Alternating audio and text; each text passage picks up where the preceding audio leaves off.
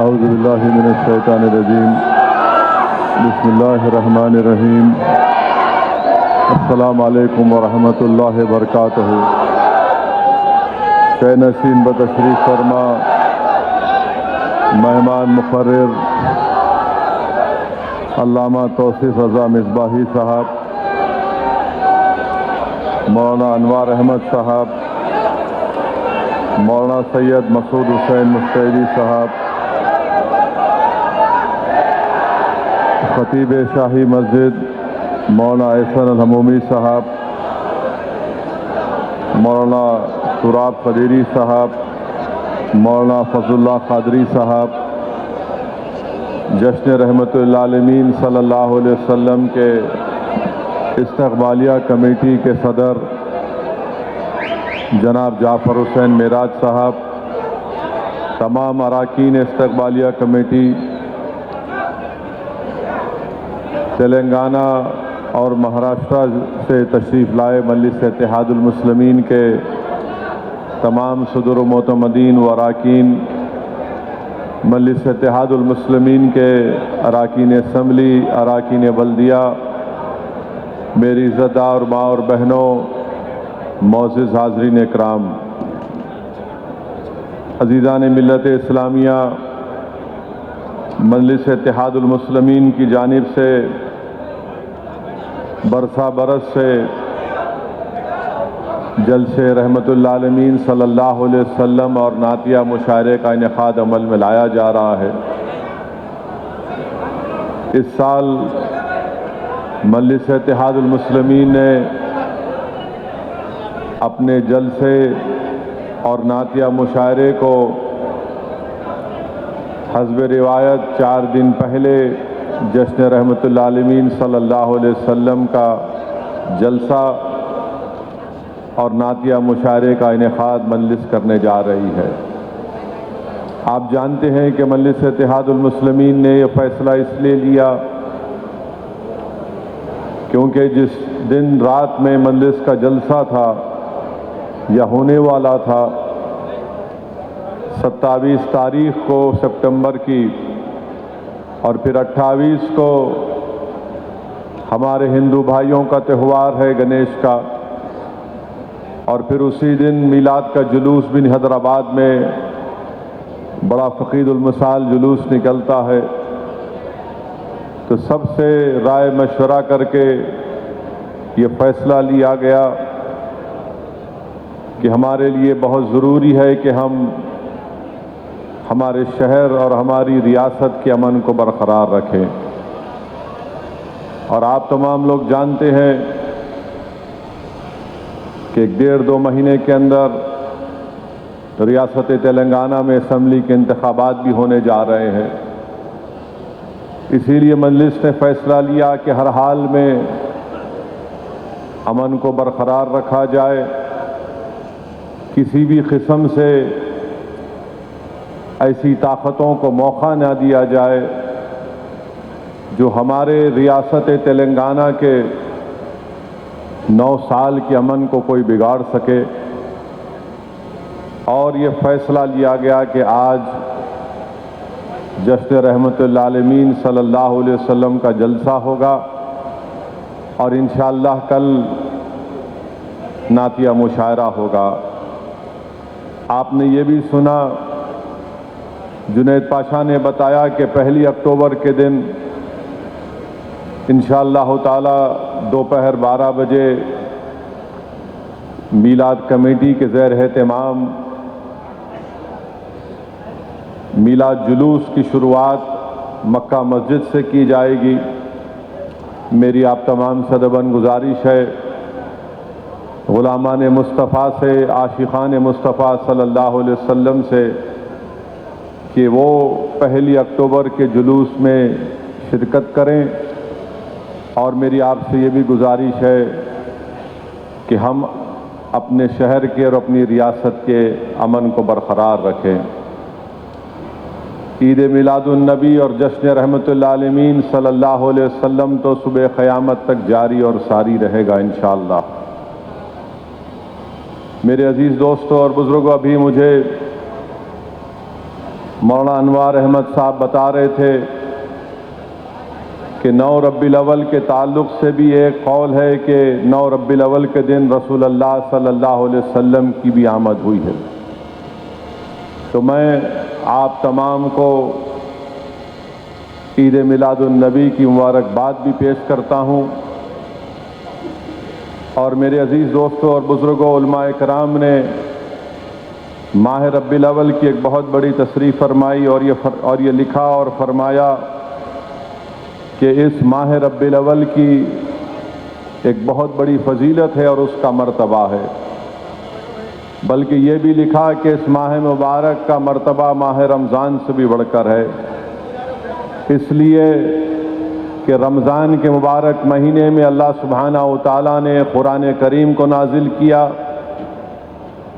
تو اللہ سبحانہ و تعالیٰ نے ربیع الاول کے مہینے میں صاحب قرآن کو بھیجایا، اس میں قرآن آیا تو اس مہینے میں قرآن والے تشریف لائے، اور اگر اللہ محمد مصطفیٰ صلی اللہ علیہ وسلم کو پیدا نہ کرتا تو ہم کو نہ قرآن ملتا، نہ نماز ملتی، نہ زکوٰۃ ملتا، اور جو کچھ ملا وہ صدقہ ہے نبی کریم صلی اللہ علیہ وسلم کا۔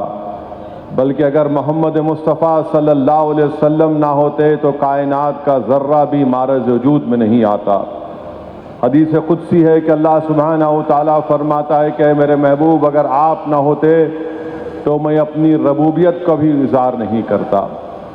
میرے عزیز دوستوں اور بزرگوں، اللہ سبحانہ و تعالیٰ نے انسان کو بے شمار نعمتوں سے نوازا۔ اللہ سبحانہ و تعالیٰ نے ہم کو اور آپ کو آنکھ دیا اس کے قدرت کے نظارے دیکھنے کے لیے، اللہ نے ہم کو کان دیے دنیا کی آوازیں سننے کے لیے، اللہ نے انسان کو دماغ دیا تاکہ اس پر زور ڈال کر وہ اچھائی اور برائی میں تمیز محسوس کر سکے، اللہ نے انسان کو ہاتھ اور پیر دیے تاکہ وہ اس کی زمین پر چل سکے، اللہ نے انسان کو دل دیا تاکہ اس میں ایک احساس پیدا ہو سکے۔ مگر کہیں پر بھی اللہ سبحانہ و تعالیٰ نے یہ نہیں فرمایا کہ انسان میں نے تجھے نعمتیں دے کر تجھ پر ایک بہت بڑا احسان کیا، مگر جب کائنات میں اپنے حبیب محمد مصطفیٰ صلی اللہ علیہ وسلم کو پیدا کیا، بلکہ قرآن میں اللہ نے فرمایا کہ اگر تم میری نعمتوں کا شمار کرنا چاہو تو نہیں کر سکو گے، مگر جب کائنات میں محمد مصطفیٰ صلی اللہ علیہ وسلم کو بھیجا تو اللہ قرآن کریم میں ارشاد فرمایا، مفسرین نے اس آیات کا ترجمہ اس طرح کیا کہ اللہ نے مومنین پر ایک بہت بڑا احسان کیا اور ان میں ایک عظمت والے رسول کو بھیجا، تو معلوم ہوا کہ اللہ سبحانہ و تعالیٰ اس پر احسان جتلا رہا ہے۔ میرے عزیز دوستوں اور بزرگوں، امام سہیلی رحمۃ اللہ علیہ لکھتے ہیں کہ شیطان 4 مرتبہ چیخ مار کر رویا، ایک اس وقت جب اس کو ملعون قرار دیا گیا، دوسرے جب اس کو آسمانوں سے پسیوں کی طرف پھینک دیا گیا، تیسرے جب رسول اللہ صلی اللہ علیہ وسلم کی آمد ہوئی، اور چوتھے جب سورہ فاتحہ کو اللہ نے نازل کیا۔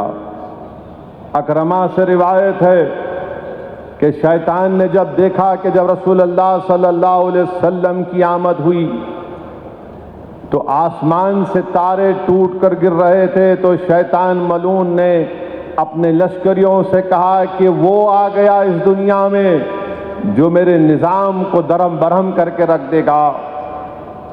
تو ابلیس کے لشکریوں نے کہا کہ تم کیوں نہیں اس کے قریب جا کر اس کو جنون میں مبتلا کر دیتے۔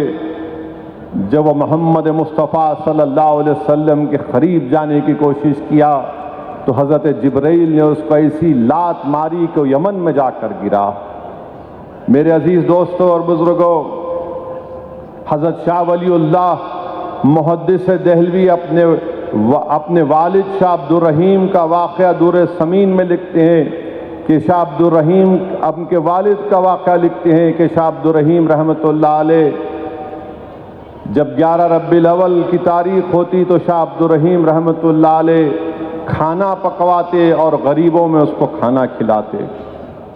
ایک دن شاہ عبد الرحیم رحمۃ اللہ علیہ کے پاس پیسے نہیں رہے، صرف 2 آنے تھے جس سے انہوں نے بنے ہوئے چنے خریدے اور غریبوں میں جشن عید میلاد النبی کے سلسلے میں غریبوں میں بانٹ دیے، تو شاہ ولی اللہ لکھتے ہیں کہ میرے والد نے رات میں رسول اللہ صلی اللہ علیہ وسلم کو خواب میں دیکھا، اور رحمت اللہ عالمین صلی اللہ علیہ وسلم تشریف فرما ہے، اور آپ کے سامنے صلی اللہ علیہ وسلم کے بھنے ہوئے چنے رکھے ہوئے ہیں، اور رسول اللہ صلی اللہ علیہ وسلم نے ارشاد فرمایا کہ عبد الرحیم تو نے ان بھنے ہوئے چنوں کو بانٹ کر غریبوں میں بہت اچھا کام کیا۔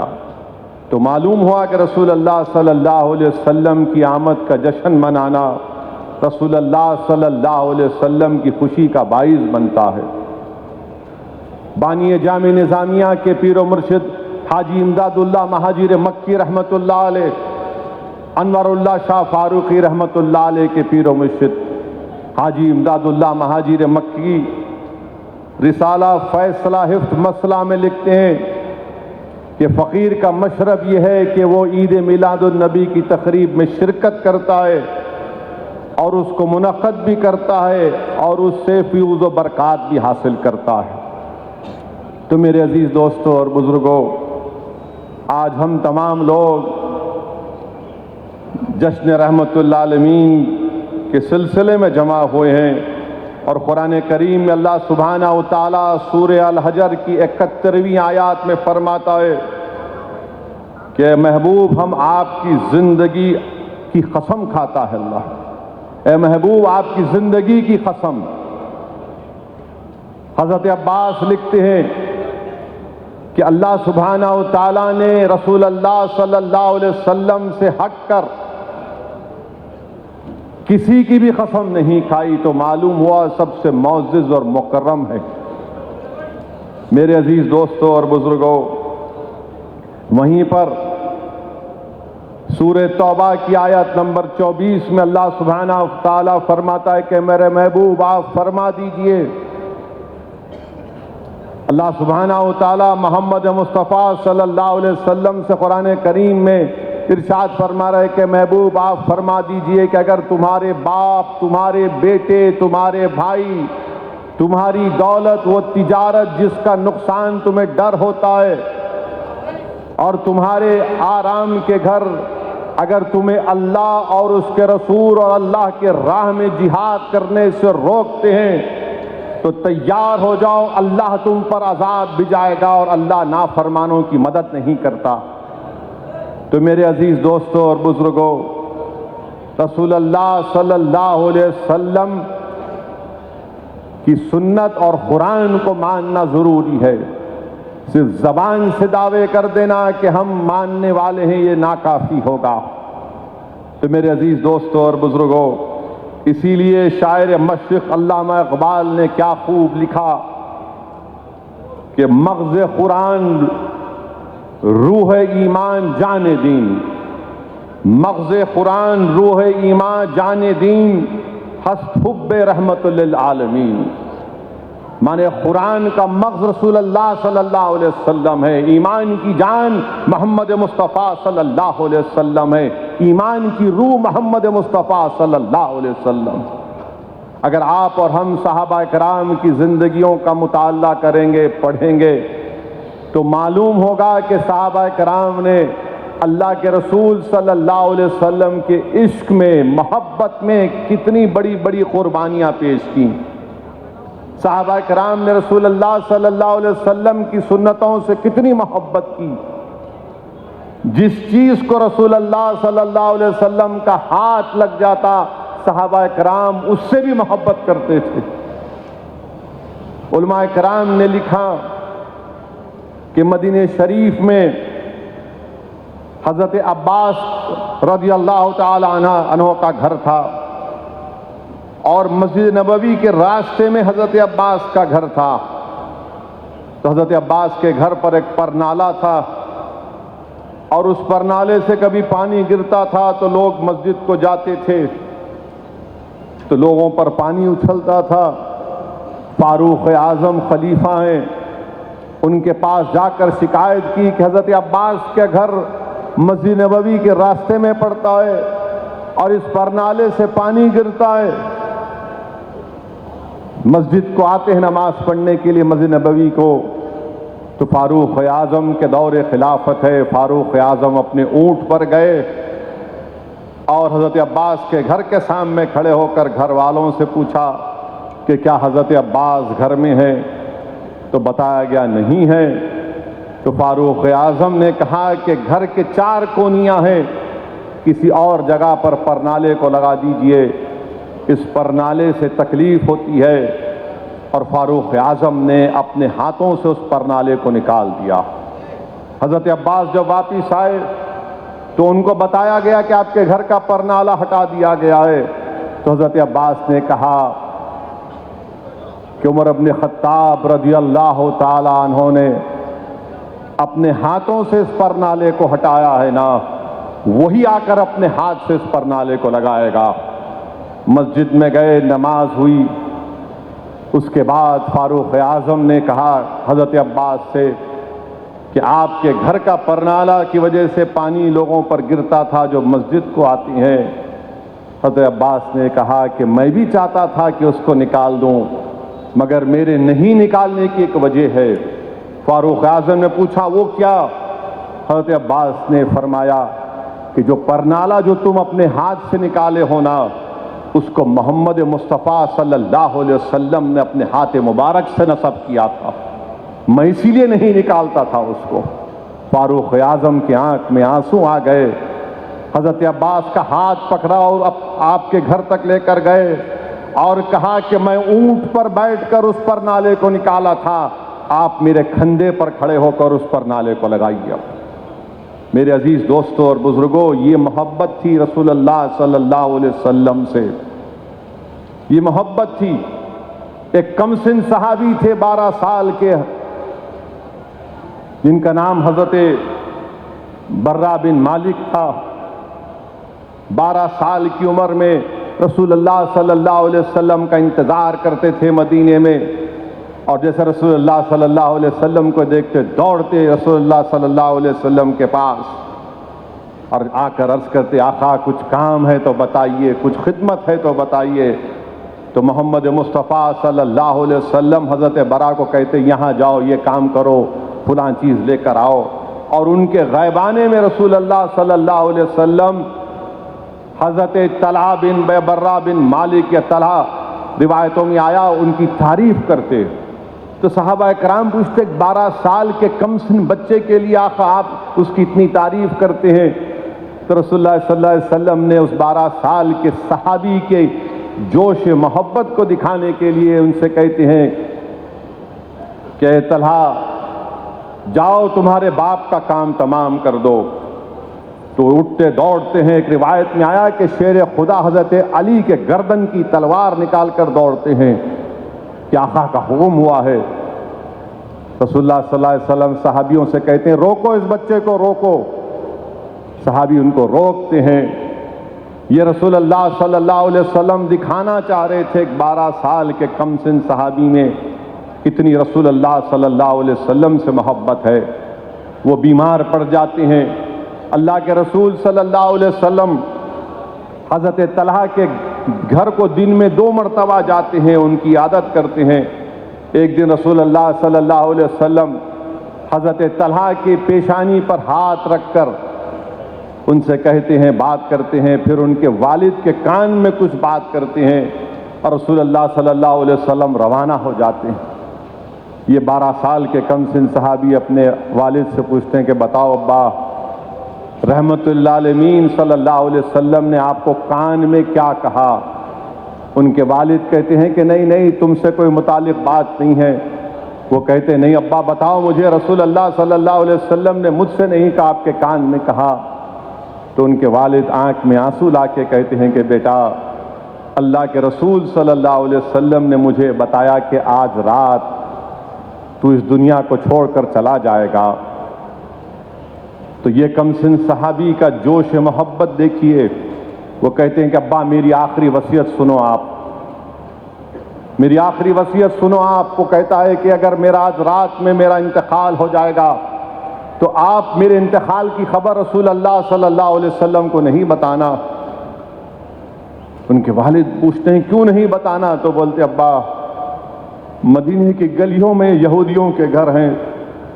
میں نہیں چاہتا کہ رسول اللہ صلی اللہ علیہ وسلم پر آنچ آئے، رسول اللہ صلی اللہ علیہ وسلم کوئی خطرہ مول لیں. میری وصیت ہے کہ میرے انتقال کے بعد فوراً مجھے دفنا دیا جائے، اور یہی رسول اللہ صلی اللہ علیہ وسلم کی شریعت کہتی ہے. میرے عزیز دوستوں اور بزرگوں، ان کا انتقال ہو جاتا ہے، وصال ہو جاتا ہے. ان کی وصیت کے مطابق ان کو دفنا دیا جاتا ہے. رسول اللہ صلی اللہ علیہ وسلم کو جب معلوم ہوتا ہے کہ طلحہ کا انتقال بھی ہو گیا، وصال ہو گیا، ان کو دفنا بھی دی گیا، رسول اللہ صلی اللہ علیہ وسلم ان کے گھر کو آ کر پوچھتے ہیں کیوں نہیں مجھے بتایا گیا؟ ان کے والد شرمندہ نگاہوں سے نیچے نظریں جھکا کر کہتے ہیں رسول اللہ میرے بیٹے نے وصیت کی تھی.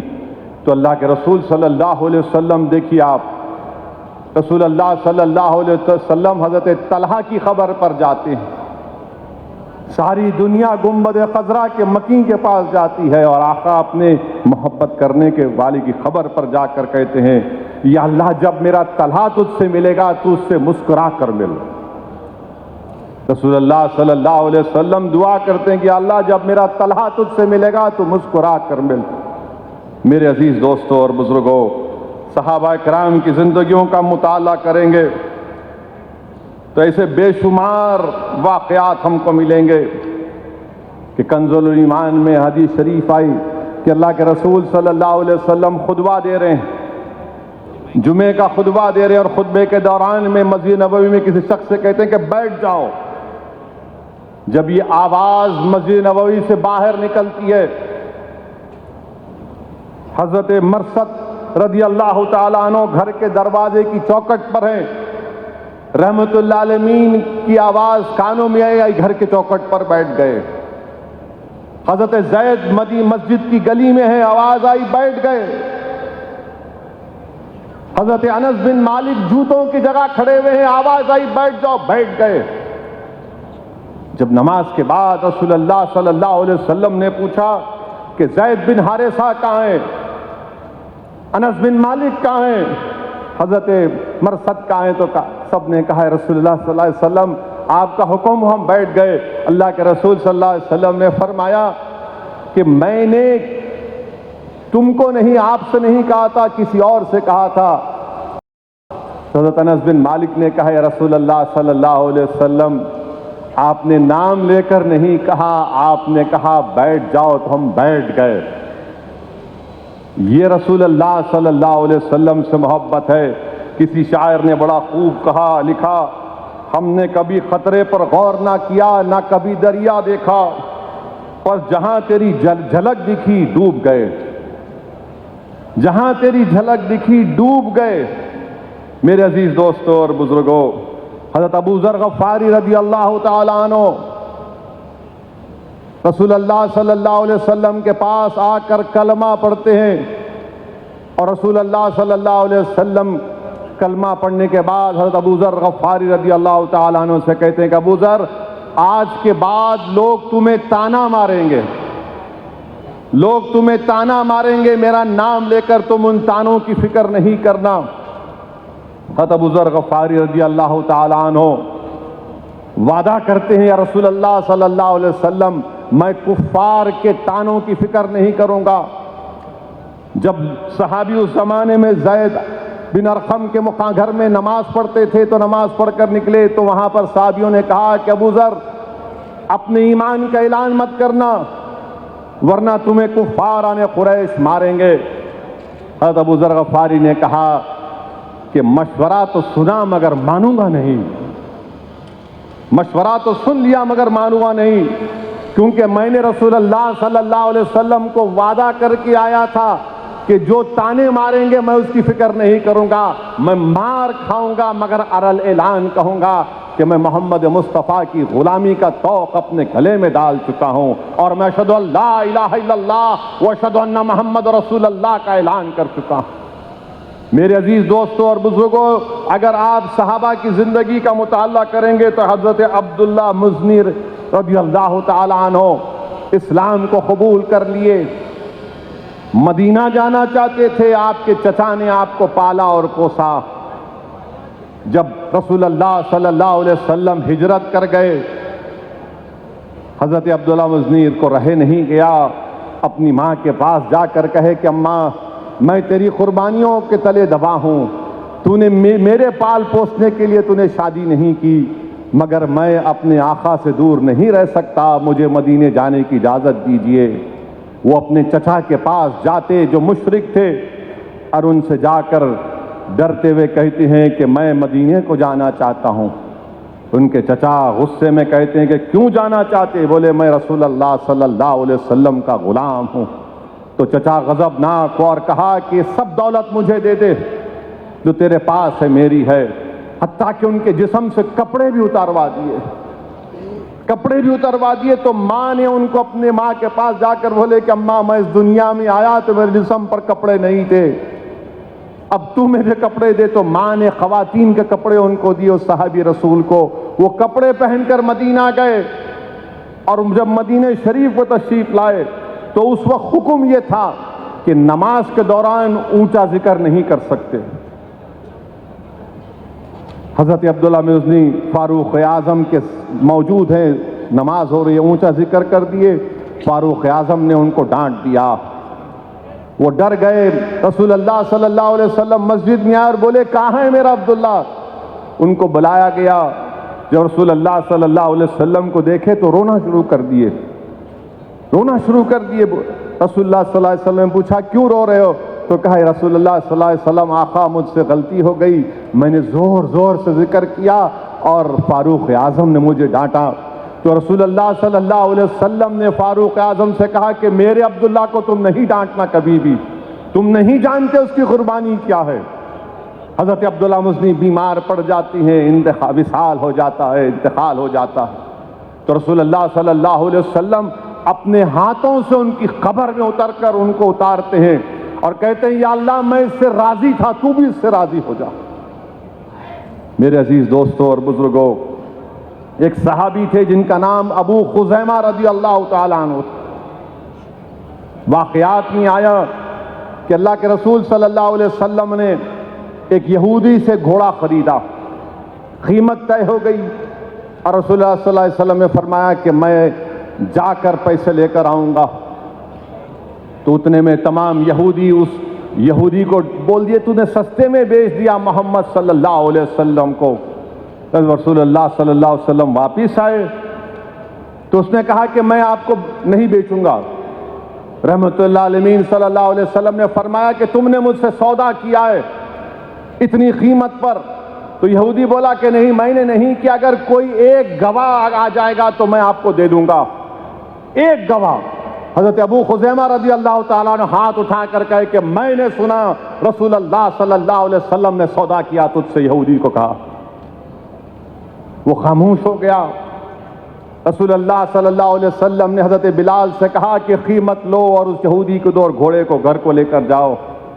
اللہ کے رسول صلی اللہ علیہ وسلم نے حضرت ابو خزیمہ کا ہاتھ پکڑا اپنے دست مبارک سے اور کہا کہ ابو خزیمہ تو نہیں تھا یہاں پر جب میرا یہودی سے سودا ہوا تھا۔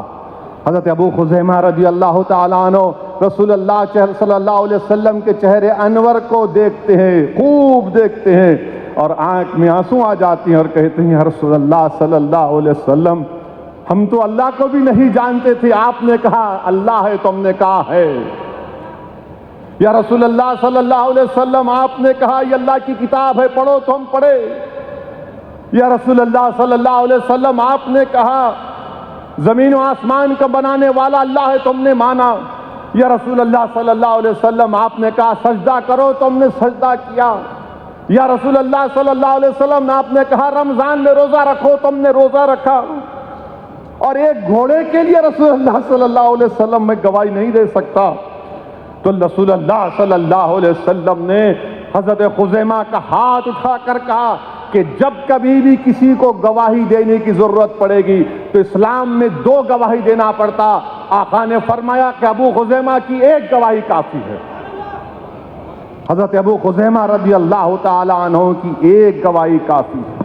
میرے عزیز دوستوں اور بزرگوں، یہ صحابہ کرام کی رسول اللہ صلی اللہ علیہ وسلم سے محبت تھی۔ صہیب رومی کا ذکر ابھی ہم نے سنا، حضرت صہیب رومی کا ذکر مفتی خلیل احمد صاحب نے اپنی بصیرت فروز کتاب میں کیا۔ صہیب رومی دولت مند تھے مکے میں، ابو جہل سے کہا کہ میں جا رہا ہوں، ابو جہل نے کہا نہیں جانے دوں گا۔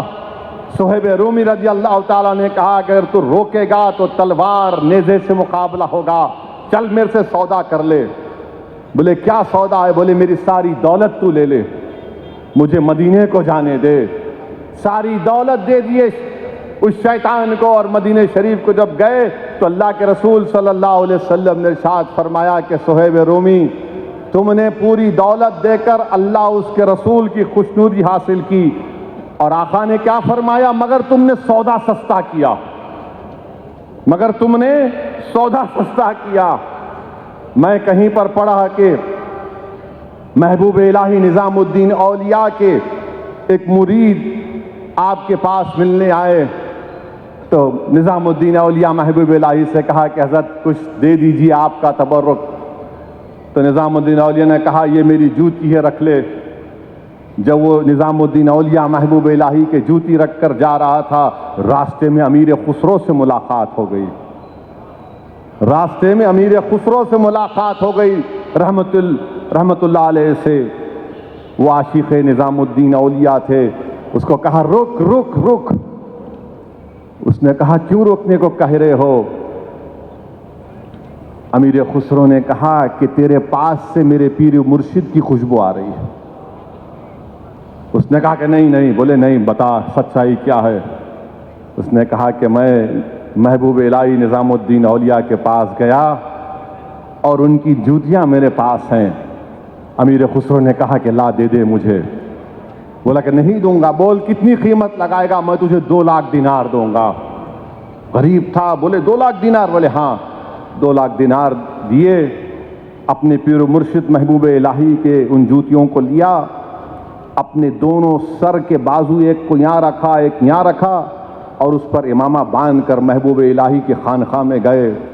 محبوب الہی درس دے رہے تھے، تقریر کر رہے تھے، اور امیر خسرو کے دل و دماغ میں بڑا خوشی تھی کہ میں نے 2 لاکھ دینار دے کر اپنے پیر و مرشد کی جوتیوں کو خرید لیا۔ تو محبوب الہی نے ایک نظر ڈالی ان پر، کہا کہ امیر خسرو تو نے بڑا سستا سودا کیا میری جوتیوں کا۔ میرے عزیز دوستوں اور بزرگوں، صحابی رسول تھے حضرت خباب، مزدور تھے، ایک یہودی آس بن وائل کے پاس مزدوری کرتے تھے۔ 2 دن مزدوری کے بعد جب مزدوری لینے کی بات آئی تو اس نے کہا کہ نہیں دوں گا مزدوری، تو محمد مصطفیٰ صلی اللہ علیہ وسلم کے کلمے کو چھوڑ دے۔ حضرت خباب نے کہا کہ نہیں میں نہیں کر سکتا۔ اس نے اصرار کیا، دیکھو تمہاری 2 دن کی مزدوری ہے، 3 دن کی مزدوری ہے، تم چھوڑ دو اسلام کو۔ انہوں نے کہا نہیں چھوڑوں گا۔ پھر مسکرا کر حضرت خباب نے کہا میں تو یہ سمجھ رہا تھا کہ میری مزدوری مجھے ملے گی، مگر میرے آقا پر میری مزدوری میں قربان کرتا ہوں، مجھے تیری پیسوں کی ضرورت نہیں۔ ہاتھوں میں چھالے پڑ گئے تھے حضرت خباب کے، کہا کہ تیرے پیسوں کی ضرورت نہیں ہے، میں اسلام کو نہیں چھوڑ سکتا۔ میرے عزیز دوستوں اور بزرگوں، وہیں پر ہم دیکھیں گے حضرت عبد الرحمن بن عوف، عشر مبشرہ، جس کو دنیا میں جنت کی بشارت دے دی گئی، جس کے پیچھے رسول اللہ صلی اللہ علیہ وسلم نماز پڑھی، ایک غریب خاتون رسول اللہ صلی اللہ علیہ وسلم کو لا کر اپنے ہاتھوں سے بنا ہوا کرتا تحفتاً پیش کرتی اور کہتی یا رسول اللہ صلی اللہ علیہ وسلم اس کو قبول فرمائیے۔ اللہ کے رسول صلی اللہ علیہ وسلم رحمت اللہ علیہ قبول فرماتے، اور اس خاتون سے کہتے ہیں کیا میں پہن کر آؤں اس کو؟ وہ غریب خاتون خوش ہو جاتی، بولتے ہاں رسول اللہ صلی اللہ علیہ وسلم۔ رسول اللہ صلی اللہ علیہ وسلم اپنے گھر میں تشریف لاتے ہیں، اپنا کرتا اتارتے ہیں، اس خاتون کا لاہوا تحفہ پہن کر آتے ہیں، وہ خاتون بڑی خوش ہو جاتی ہے۔ حضرت عبد الرحمن بن عوف دیکھ کر کہتے ہیں کیا خوبصورت کرتا ہے رسول اللہ صلی اللہ علیہ وسلم، کیا رنگ اس میں ہے، خوب تعریف کرتے ہیں۔ تو رسول اللہ صلی اللہ علیہ وسلم نے کہا کہ عبد الرحمن کیا تمہیں پسند آیا اور تمہیں چاہیے کیا؟ بولتے یا رسول اللہ صلی اللہ علیہ وسلم مجھے عطا فرما دیجیے۔ رسول اللہ صلی اللہ علیہ وسلم پھر اپنے گھر میں تشریف لے گئے تو صحابہ اکرام نے عبد الرحمن بن عوف سے کہا کہ کیا تمہیں ضرورت تھی اس چیز کی مانگنے کی؟ کیا تم نہیں دیکھے کہ رسول اللہ صلی اللہ علیہ وسلم کے کرتوں میں پیون لگا ہوا ہے؟ تم نے کیوں مانگا؟ صحابہ اکرام ناراض ہوتے ہیں تو عبد الرحمن بن عوف کہتے ہیں، آنکھ میں آنسو لا کر کہتے ہیں کہ میری پوری داڑھی سفید ہو چکی ہے، زندگی کا چراغ بجھنے کو ہے، تم یہ سمجھ رہے ہو کہ میں اس کو اپنے پہننے کے لیے لیاؤں؟ نہیں، میں تو اس کو اپنے کفن کے لیے رسول اللہ صلی اللہ علیہ وسلم سے مانگ رہا ہوں۔ میرے عزیز دوستوں اور بزرگوں، یہ عبد الرحمن بن عوف عشرہ مبشرہ، رسول اللہ صلی اللہ علیہ وسلم سے یہ محبت تھی۔ ایک مہمان کہیں دور سے آیا مدینے کو اور آ کر کہا رسول اللہ صلی اللہ علیہ وسلم میں کسی کے گھر میں مہمان نہیں بنوں گا، آپ کے گھر میں مہمان بنوں گا۔ اللہ کے رسول صلی اللہ علیہ وسلم نے کہا کہ آؤ۔ اللہ کے رسول صلی اللہ علیہ وسلم نے اپنی چارپائی پر کہا کہ اس پر سو جاؤ۔ اہل خانہ کی 4 بکریوں کا دودھ وہ پورا پی گیا، چاروں کا کھانا خوب کھا لیا، اور رات میں جب سو گیا تو اس پر چارپائی پر پیشاب بھی کر دیا۔ جب صبح اٹھا تو شرمندگی ہوئی اور کہا کہ کوہرام مچ جائے گا۔ اٹھا، کنویں کے پاس گیا، غسل لیا، کپڑوں کو دھو رہا تھا تو اچانک خیال آیا اس کو کہ میری سونے کی انگوٹھی وہاں پر بھول گیا۔ ڈر رہا تھا جاؤں گا تو عوام صحابہ کرام ہوں گے وہاں پر، مگر سونے کی انگوٹھی تھی۔ ڈر ڈر کر گھر پر گیا تو کیا دیکھتا ہے کہ رسول اللہ صلی اللہ علیہ وسلم بالٹی میں پانی لا کر اس کے پیشاب کو صاف کر رہے ہیں، اور کہتے ہیں، اس کا ہاتھ پکڑ کر بٹھاتے ہیں، بیٹھو، تمہارا معدہ خراب ہے اس لیے تم سے یہ رات میں حرکت ہو گئی، میں تمہارے لیے کھانا لے کر آتا ہوں۔ وہ چیخ مارتا ہے، روتا ہے اور قدموں میں گر جاتا ہے، یا رسول اللہ صلی اللہ علیہ وسلم، میرے موٹے دماغ میں اب یہ بات سمجھ میں آ گئی کہ آپ رحمت اللہ عالمین ہیں، اب اللہ کے سچے رسول ہیں۔ اپنے قبیلے کو واپس گیا اور 500 لوگوں کو لایا، اس تمام کے تمام نے اسلام کو قبول کیا۔ میرے عزیز دوستوں اور بزرگوں، یہ بتانے کا مقصد یہ ہے کہ صحابہ کرام رسول اللہ صلی اللہ علیہ وسلم سے کتنی محبت کرتے تھے۔ حضرت جابر بن عبداللہ کسی جنگ سے واپس آ رہے ہیں، جہاد سے واپس آ رہے ہیں، اللہ کے رسول صلی اللہ علیہ وسلم دیکھ رہے ہیں پلٹ پلٹ کر کہ جابر کا اونٹ کہاں ہے۔ گھوڑا پلٹا کر آ کر حضرت جابر سے کہتے ہیں، جابر تیرا اونٹ کیوں اتنا دھیرے چل رہا ہے؟ وہ کہتے ہیں رسول اللہ صلی اللہ علیہ وسلم ضعیف ہو چکا ہے۔ اللہ کے رسول صلی اللہ علیہ وسلم اپنے ہاتھ میں چھڑی مبارک سے اس اونٹ پر کہتے ہیں، مار کر کہتے ہیں کہ تو دوڑتا کیوں نہیں ہے، تو تیز چل۔ اور رسول اللہ صلی اللہ علیہ وسلم پورے مخلوق کے رحمت اللہ عالمین ہے، اور جیسا رسول اللہ صلی اللہ علیہ وسلم نے کیا تو حضرت جابر کا اونٹ سب کے اونٹوں اور گھوڑوں سے زیادہ تیز بھاگنا شروع کر دیا۔ جب پہنچ گئے مدینے کو تو رسول اللہ صلی اللہ علیہ وسلم نے پوچھا کہ جابر تیرا اونٹ مجھے دے دے، میں خریدتا ہوں۔ حضرت جابر پریشان ہے، پیسوں کی ضرورت بھی ہے، اونٹ کی سواری کی ضرورت ہے۔ بولے کیا قیمت ہے اس کی؟ تو کہے 6 دینار، یہ 6 درہم۔ رسول اللہ صلی اللہ علیہ وسلم نے کہا کہ نہیں، 10 دوں گا۔ وہ اپنے گھر کو لے گئے، اپنے اونٹ کو سجایا نہلایا، جب لے کر آئے تو ان کو 10 جو قیمت تھی وہ دے دی۔ اور جب وہ حضرت جابر جانے لگے تو رسول اللہ صلی اللہ علیہ وسلم پکارا، جابر واپس آؤ، اور کہا کہ میرا ایک پرانا اونٹ ہے، اس کو میں نے خریدا ہے اتنی قیمت میں 10 درہم میں، یہ میں تم کو تحفہ دیتا ہوں۔ حضرت جابر روتے ہیں، آنکھ میں آنسو آ جاتے ہیں، کہتے ہیں رسول اللہ صلی اللہ علیہ وسلم مجھے پیسوں کی بھی ضرورت تھی۔ وہ اپنی قسمت پر ناز کرتے ہیں کہ اللہ نے ہم کو ایسا رسول دیا۔ حضرت جابر اونٹ کے لگان کو اپنے کندھے پر مسکراتے ہوئے جاتے ہیں تو کسی عاشق رسول نے کیا خوب کہا کہ سب سے اعلیٰ اور اولا ہمارا نبی، سب سے بالا اور اولا ہمارا نبی، دونوں عالم کا دولہا ہمارا نبی۔ میرے عزیز دوستوں اور بزرگوں، رسول اللہ صلی اللہ علیہ وسلم شرمندہ بھی نہیں کرتے تھے کسی کو، جب نوازتے تھے نا تو شرمندہ بھی نہیں کرتے تھے۔ وہیں پر میرے عزیز دوستوں اور بزرگوں، اللہ کے رسول صلی اللہ علیہ وسلم مکے میں بیٹھے ہیں، کعبۃ اللہ کو کے پاس ذکر کرتے بیٹھے ہیں، ادبا شیطان وہاں پر کھڑا ہے، غریب بیچارہ کسی گاؤں سے آتا ہے اور کہتا ہے کہ دیکھو بھائی، میں بہت دور سے آیا ہوں، میرے پیسے ابو جہل نہیں دے رہا ہے، میں نے تجارت کی۔ تو اس کو تنگ کرنے کے لیے کہتے ہیں کہ وہ جو بیٹھے ہیں نا ان کے پاس جا کر بولو ان کو۔ وہ بیچارہ غریب مظلوم پردیسی اللہ کے رسول صلی اللہ علیہ وسلم کے پاس گیا۔ رسول اللہ صلی اللہ علیہ وسلم اس پر نگاہ کرم کرتے ہیں اور کہتے ہیں کیا تو پردیسی ہے؟ وہ رونا شروع کر دیتا ہے، بولتا ہے کہ ہاں۔ اللہ کے رسول صلی اللہ علیہ وسلم نام تک نہیں پوچھتے، بول تیری کیا تکلیف ہے؟ تو بولتا ہے کہ یہ ایسا ہے، میں بڑی تکلیف میں ہوں۔ رسول اللہ صلی اللہ علیہ وسلم اپنے گھر کو لے جاتے ہیں مکے میں، اس کو کھجور کھانا کھلاتے ہیں، پھر اس سے پوچھتے ہیں بتا تیری کیا تکلیف ہے؟ کہتا ہے کہ ابو جہل سے سودا کیا، ابو جہل نے مجھے پیسے نہیں دیے۔ رسول اللہ صلی اللہ علیہ وسلم فرماتے ہیں کہ تیرا کام ہو جائے گا۔ رسول اللہ صلی اللہ علیہ وسلم پھر اس کو لے کر ابو جہل کے گھر پر جاتے ہیں اور پکار کر کہتے ہیں کہ تو اپنے آپ کو سردار کہتا اور ایک غریب کا حق مارتا ہے، دے لا کے دے پیسے اس کے، اور خبردار تو دوبارہ کسی غریب کو دھوکہ نہیں دے گا۔ ابو جہل کے پیر کانپنا شروع کر دیتے ہیں، وہ لا کر پیسے دے دیتا ہے۔ وہ بیچارہ پردیسی رسول اللہ صلی اللہ علیہ وسلم پوچھتا ہے کہ آپ کون ہیں؟ آپ کا نام کیا ہے؟ آپ کی ماں مبارک کا کیا نام ہے؟ رسول اللہ صلی اللہ علیہ وسلم کہتے ہیں کہ چھوڑ، اس کی ضرورت نہیں ہے، تیرا کام ہو گیا، جا۔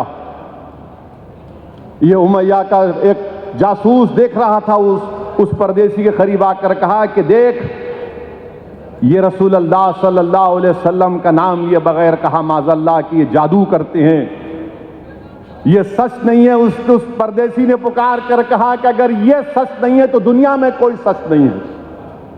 تو اس کو بتایا گیا کہ محمد صلی اللہ علیہ وسلم ہے۔ وہ رسول اللہ صلی اللہ علیہ وسلم کے قدموں میں گر گیا اور رسول اللہ صلی اللہ علیہ وسلم کے لائے ہوئے دین پر کلمہ پڑھا۔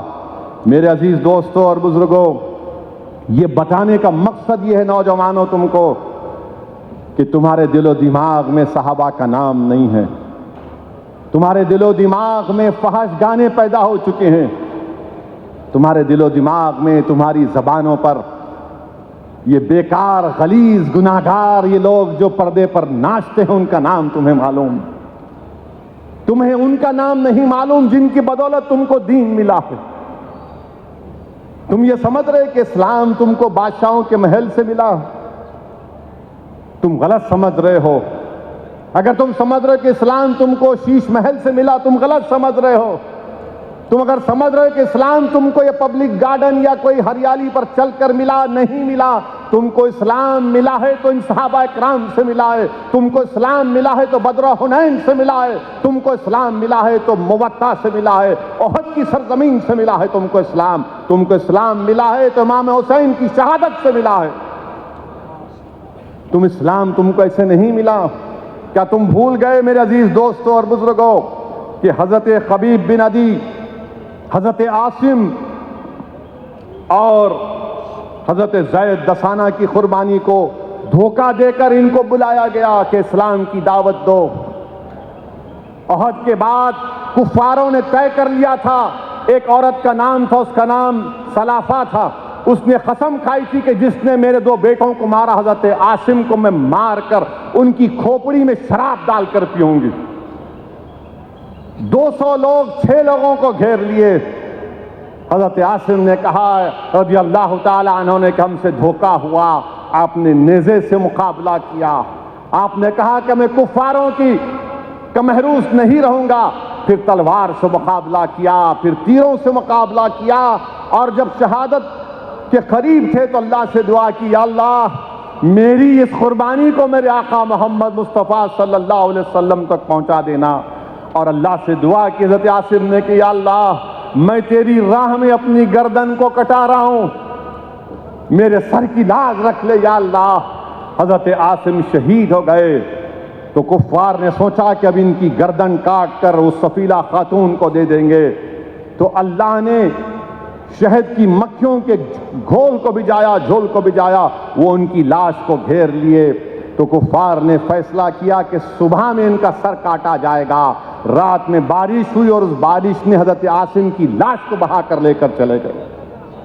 میرے عزیز دوستوں اور بزرگوں، تین صحابی طارق بن عبداللہ، زید بن دسانہ اور حضرت خبیب بن عدی بچ گئے۔ حضرت طارق بن عبداللہ کو جب گرفتار کیا گیا، چلنے سے انکار کیے، ان کو وہیں شہید کر دیا گیا۔ حضرت زید بن دسانہ کو لے جا کر سولی پر جب چڑھایا جا رہا تھا تو ابو سفیان اسلام قبول نہیں کیے تھے اس وقت تک۔ انہوں نے کہا کہ زید، کیا یہ اچھا ہوتا کہ تمہاری اس جگہ پر محمد صلی اللہ علیہ وسلم ہوتے؟ حضرت زید دسانہ پکار کر کہتے ہیں، نہیں نہیں، خدا کی قسم، میں اس بات کو بھی تصور نہیں کرتا کہ میں کسی گھر میں آرام سے بیٹھا ہوں اور رسول اللہ صلی اللہ علیہ وسلم کو ایک کیلا چبھ جائے، ایک کانٹا چبھ جائے، تم یہاں کی کیوں بات کرتے ہو؟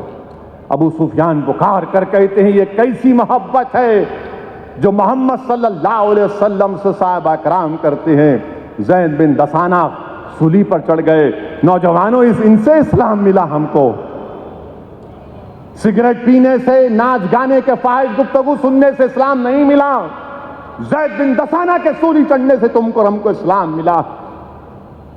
حضرت خبیب بن عدی کو گرفتار کر کے کفار مکہ لے کر گئے، جیل میں ڈال دیا۔ ایک خاتون کو رکھا کہ خبیب بن عدی کو دیکھو۔ وہ خاتون دیکھتی کہ ان کے پاس مکے میں انگور ان کے ہاتھ میں، مکے میں کہاں سے انگور آئے؟ تو اللہ ان کو انگور دے رہا تھا۔ جب فیصلہ ہو گیا کہ خبیب بن عدی کو پھانسی پر لٹکا دیا جائے گا تو انہوں نے کہا کہ مجھے وسترا دو، میں اپنی صاف صفائی کرنا چاہتا ہوں، میں صاف ستھری حالت میں اپنے مالک سے، اللہ سے ملنا چاہتا ہوں۔ وسترا دیا گیا تو اس لڑکی کا کم سن بچہ ان کے گود میں آ کر بیٹھ گیا۔ اب سب پریشان کہ کیا خبیب بن عدی اس وسترے سے اس بچے کا کیا کریں گے؟ یہ عاشق رسول نے کہا کہ میں محمد صلی اللہ علیہ وسلم کا امتی ہوں، میں ان کا غلام ہوں، میں اس بچے کو کچھ نہیں کروں گا۔ بچے کو اس کی ماں کے حوالے کیا، اور جب ان کو لے کر گئے تو کفاران مکہ نے پورے مکے کے کفاروں کو جمع کیا جب سولی پر ان کو لٹکا دیا گیا تھا، اور سب سے کہا کہ آؤ، محمد صلی اللہ علیہ وسلم کا ایک غلام پکڑا گیا ہے، آؤ اور آ کر ان سے بدلہ لو۔ پورا کفاران مکہ جمع ہو گئے خبیب بن عدی کو، کوئی تلوار مارتا، کوئی نیزہ مارتا، کوئی پتھر پھینکتا، کوئی گالی دیتا، کوئی ان پر کیا کیا نہیں کرتا۔ تو خبیب بن عدی کیا کہتے ہیں؟ اور اس کرنے سے پہلے خبیب بن عدی نے کہا کہ مجھے 2 رکعت نماز پڑھنے دو۔ 2 رکعت نماز پڑھی اور ان کفاروں سے مخاطب ہو کر کہا کہ اگر مجھے اس بات کا ڈر نہیں ہوتا کہ تم یہ سمجھ رہے کہ میں نے اپنی نماز کو طویل اس لیے کیا کہ میں موت سے ڈرتا ہوں، اسی لیے میں 2 رکعت نماز پڑھا۔ اس کے بعد ایک ایک آدمی آتا، ان سے ظلم کرتا، تلوار مارتا، نیزہ مارتا، پتھر مارتا، ان کو گالی دیتا، اور خبیب بن عدی بولتے ہیں، یا اللہ تو گواہ رہنا، میں موت سے نہیں ڈرتا، میں موت سے نہیں ڈرتا، میں تیری آگ سے ڈرتا ہوں۔ خبیب بن عدی کہتے ہیں، یا اللہ میری خبر میرے آقا محمد صلی اللہ علیہ وسلم کو پہنچا دینا۔ حضرت اسامہ بیٹھے رسول اللہ صلی اللہ علیہ وسلم کے پاس، اللہ حضرت خبیب بن عدی کا پیغام رسول اللہ صلی اللہ علیہ وسلم کو پہنچاتا ہے۔ آقا کی آنکھوں میں آنسو آتے ہیں اور فرماتے ہیں، وعلیکم السلام خبیب، وعلیکم السلام۔ اور آقا فرماتے ہیں کہ کون ہے وہ جو خبیب بن عدی کی لاش کو اتارے؟ میرے عزیز دوستوں اور بزرگوں، یہ دین ہم کو اس طرح ملا، اور اگر تم یہ سمجھتے ہو کہ دین تم کو یہ ناچنے گانے والوں کے ناموں کو دیکھ کر، نام ہوگا مسلمان مگر کارنامے کیا ہے ان کے دیکھ لو۔ تمہاری زبانوں پر، تمہاری سوچ میں صحابہ کرام کی محبت کو پیدا کرو، ان کی قربانیوں کو یاد کرو۔ کیا تم بھول گئے میرے عزیز دوستوں اور بزرگوں، حضرت عمار رضی اللہ تعالیٰ عنہ کون تھے؟ آنکھ پر ان کو لٹا دیا جاتا جب اسلام کو قبول کیا۔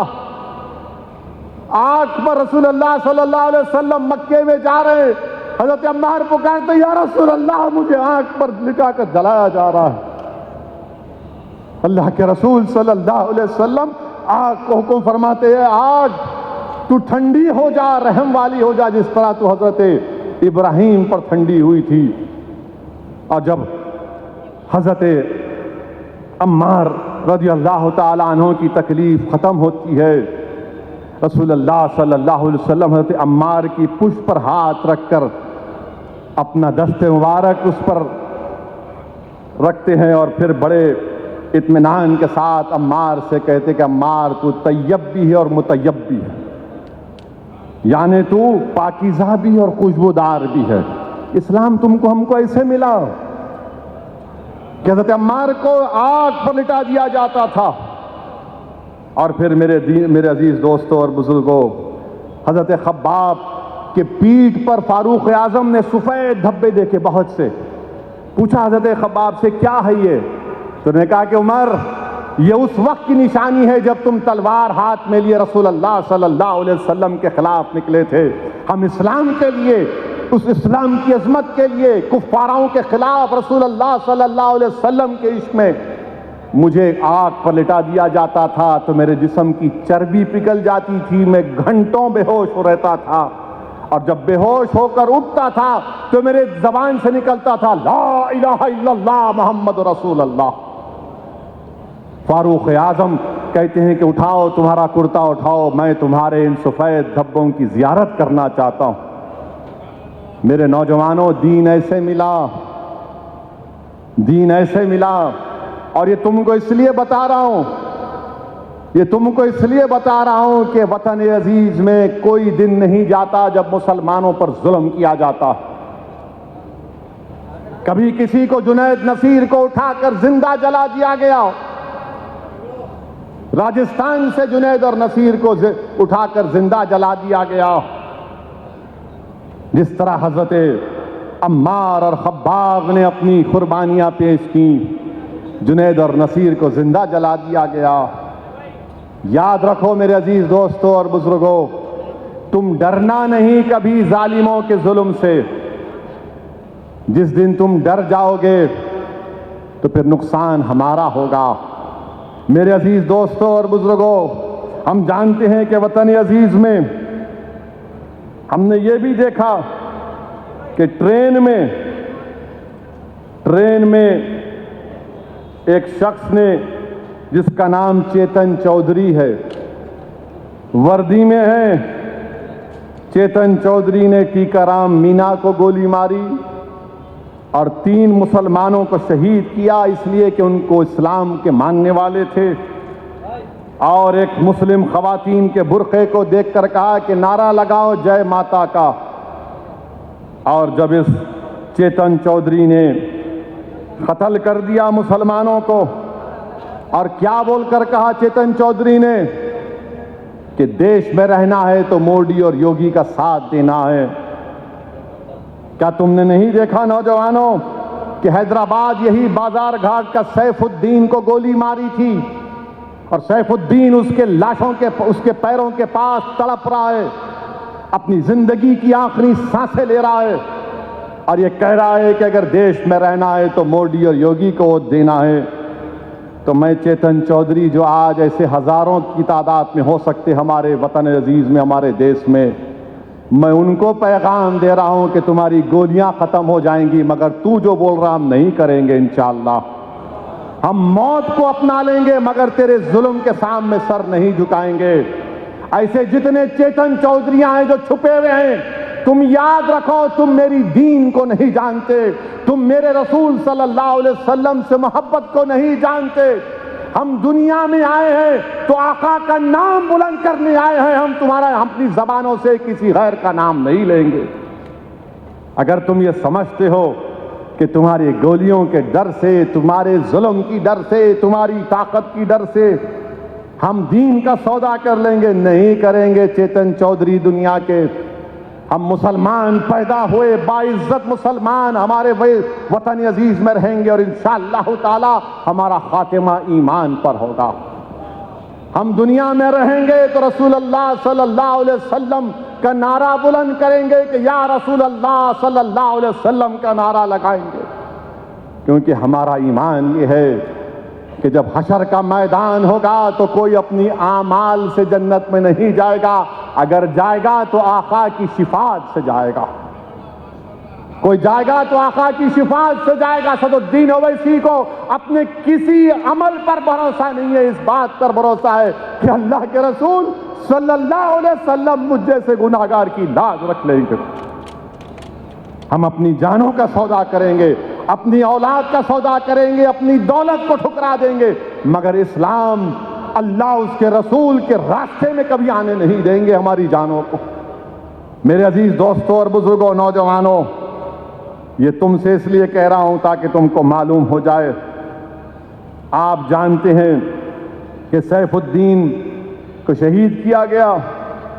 ایک اور آدمی ہے جس کو گولی مار دی گئی تھی، اصغر، بہار کا ہے، راجستھان میں رہتا تھا خاندان، اور عبد القادر ہیں ہمارے بوری سماج کے جو حضرت آئے تھے، ان کا بیٹا عبد القادر اپنے والد کو آ کر لے کر جانا چاہ رہا تھا دبئی سے، اور ان کا بیٹا عبد القادر کیا کہتا ہے کہ میں شارجہ سے آ کر اپنے والد کو اور اپنی ماں کو لے کر جانا چاہتا تھا، میرے باپ کو اس آتنکوادی نے شہید کر دیا۔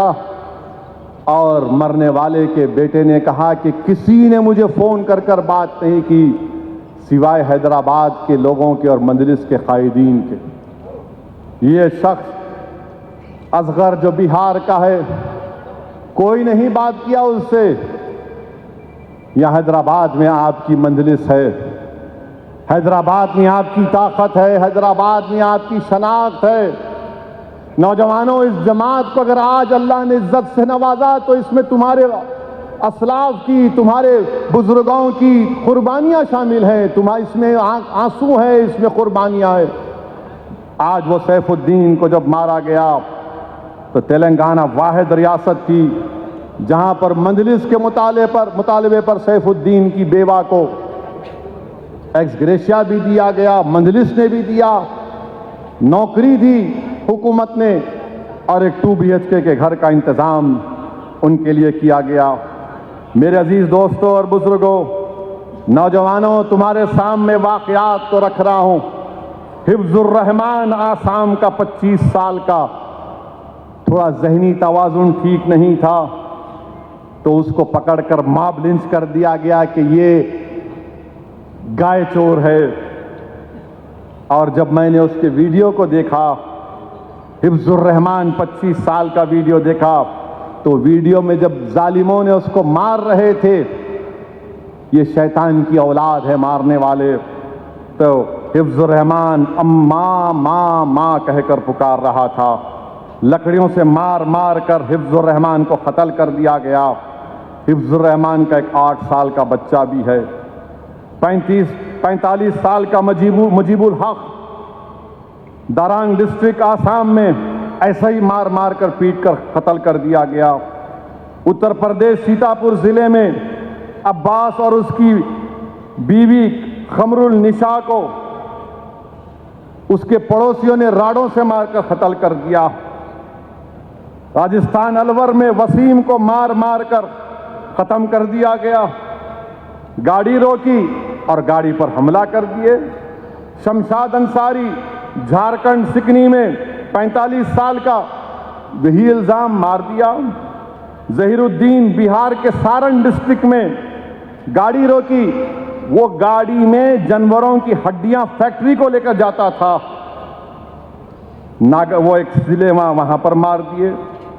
32 سال کا افسان انصاری مہاراشٹر کے ناسک 24 جون کو مار مار کر 20 لوگوں نے اس کو قتل کر دیا، ہائی وے پہ اسمگلنگ کر رہا ہے بیف کی۔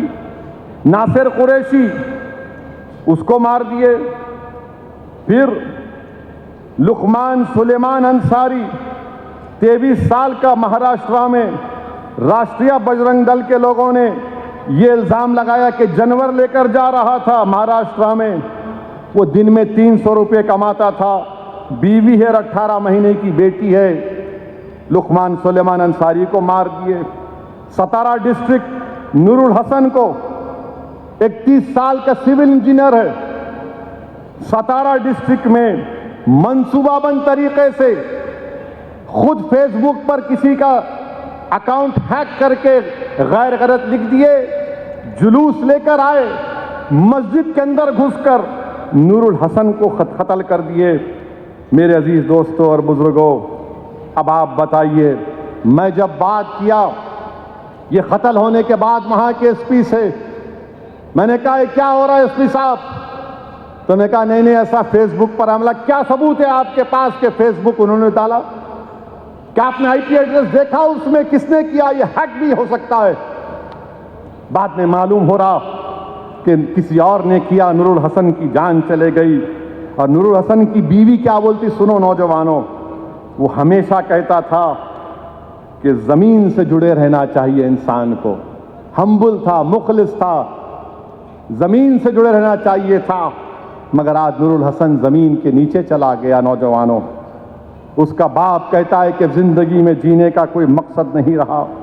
اکولا مہاراشٹر میں 40 سال کا وکاس گائیکواڈ دلت ہے، اس کی آٹو رکشا میں جا رہا تھا، اس کو خوب پیٹا۔ کیوں پیٹا؟ ولاس گائیکواڈ کو اس کے آٹو کے پیچھے لکھا تھا KGN، خواجہ غریب نواز، بولے مسلمان ہے اس کو مارو۔ میرے عزیز دوستوں اور بزرگوں، یہ وطن عزیز کا حال ہے۔ اور پھر ہم دیکھتے ہیں کہ بھارت کی پارلیمنٹ میں ایک بی جے پی کا ایم پی ایک مسلم ایم پی کو بکواس، گندگی گالی دیتا ہے، ایک بات، میں نے کیا بات بولتا ہے۔ لوگ کہہ رہے ہیں نہیں پارلیمنٹ میں نہیں بولنا چاہیے تھا۔ اچھا، پارلیمنٹ میں نہیں بولنا چاہیے تھا؟ بولے کہ نہیں اس کی زبان خراب تھی۔ اچھا، زبان خراب تھی؟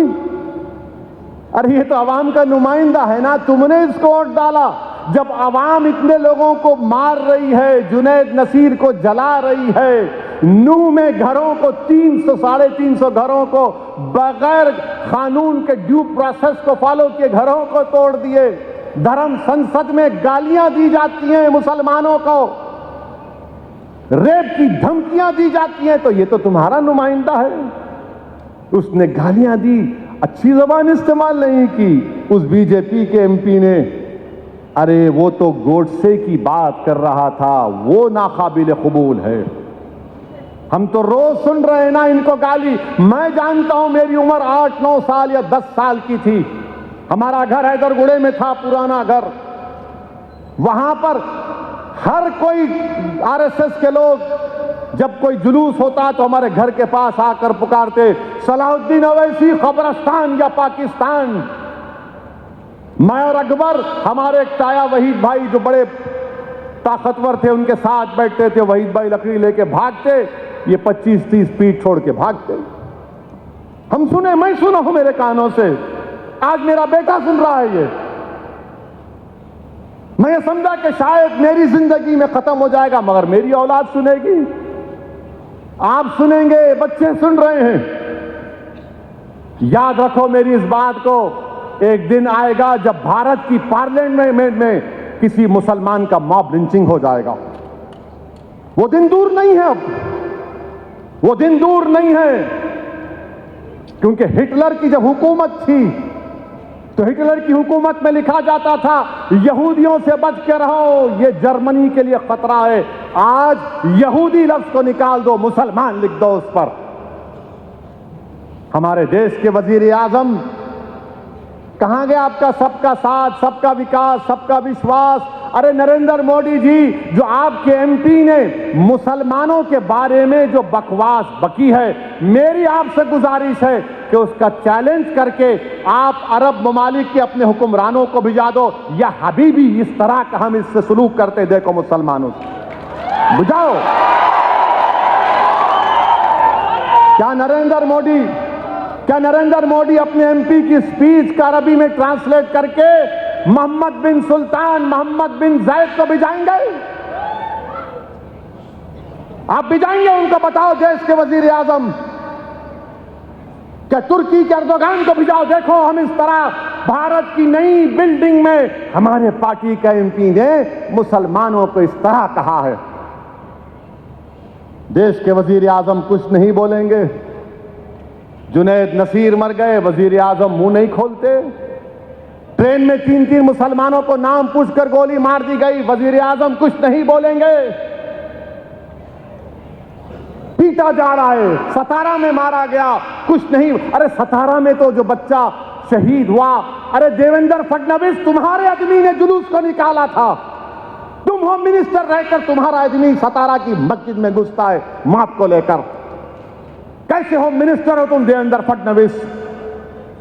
مگر ہمارے وزیر اعظم نے اس ملک میں ایک ماحول کو پیدا کر دیا کہ نفرت کرو اور راج کرو, نفرت کرو ووٹ حاصل کرو, نفرت کرو ستہ حاصل کرو, اسلام کو گالی دو جیت جاؤ الیکشن, اسلام کو گالی دو اور prime minister C M minister بن جاؤ, مسلمانوں کو پیٹو اور اقتدار پر آ جاؤ. ارے کب تک چلے گا نفرت؟ یہ یاد رکھو, یہ نفرت ختم اگر نہیں ہوا, یہ جو آگ لگا رہے نفرت کی آگ, یاد رکھو یہ نفرت کی آگ میں سب آ جائیں گے. ہم مرنے سے کبھی نہیں ڈرے, نہ کبھی ڈریں گے انشاءاللہ تعالی. ہم اللہ کے نام پر جیتے اور اللہ کے نام پر مرنے والوں کا نام مسلمان ہے. مگر اس ملک کا کیا ہوگا, اس دیش کا کیا ہوگا جس کو ہم نے اپنے خون پسینے سے سینچا, جس کو علامہ فضل خیر آبادی نے اپنی قربانیوں سے آزاد کیا. اس ملک کو آزاد کرانے کے لیے ہمارے علماء کرام نے جہاد کا فتویٰ دیا. مولوی علاء الدین, مولوی اسماعیل کالا پانی کی سزا کاٹے, مگر آج دیش کی پارلیمنٹ میں گالی دی جا رہی ہے اور بی جے پی صرف اس کو نوٹس دیتی ہے, لو لیٹر دیتی ہے. میں پوچھنا چاہتا ہوں دیش کے پردھان منتری, اگر یہی بات کوئی آپ کے بارے میں کرتا تو کیا ہوتا آج اس دیش میں؟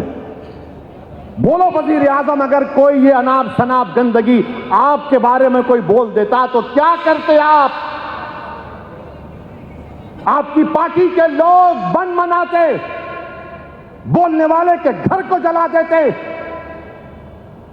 خاموشی اس لیے ہے کیونکہ گالی مسلمان کو دی جا رہی ہے, سناٹا اس لیے ہے کیونکہ مسلمان مر رہا ہے.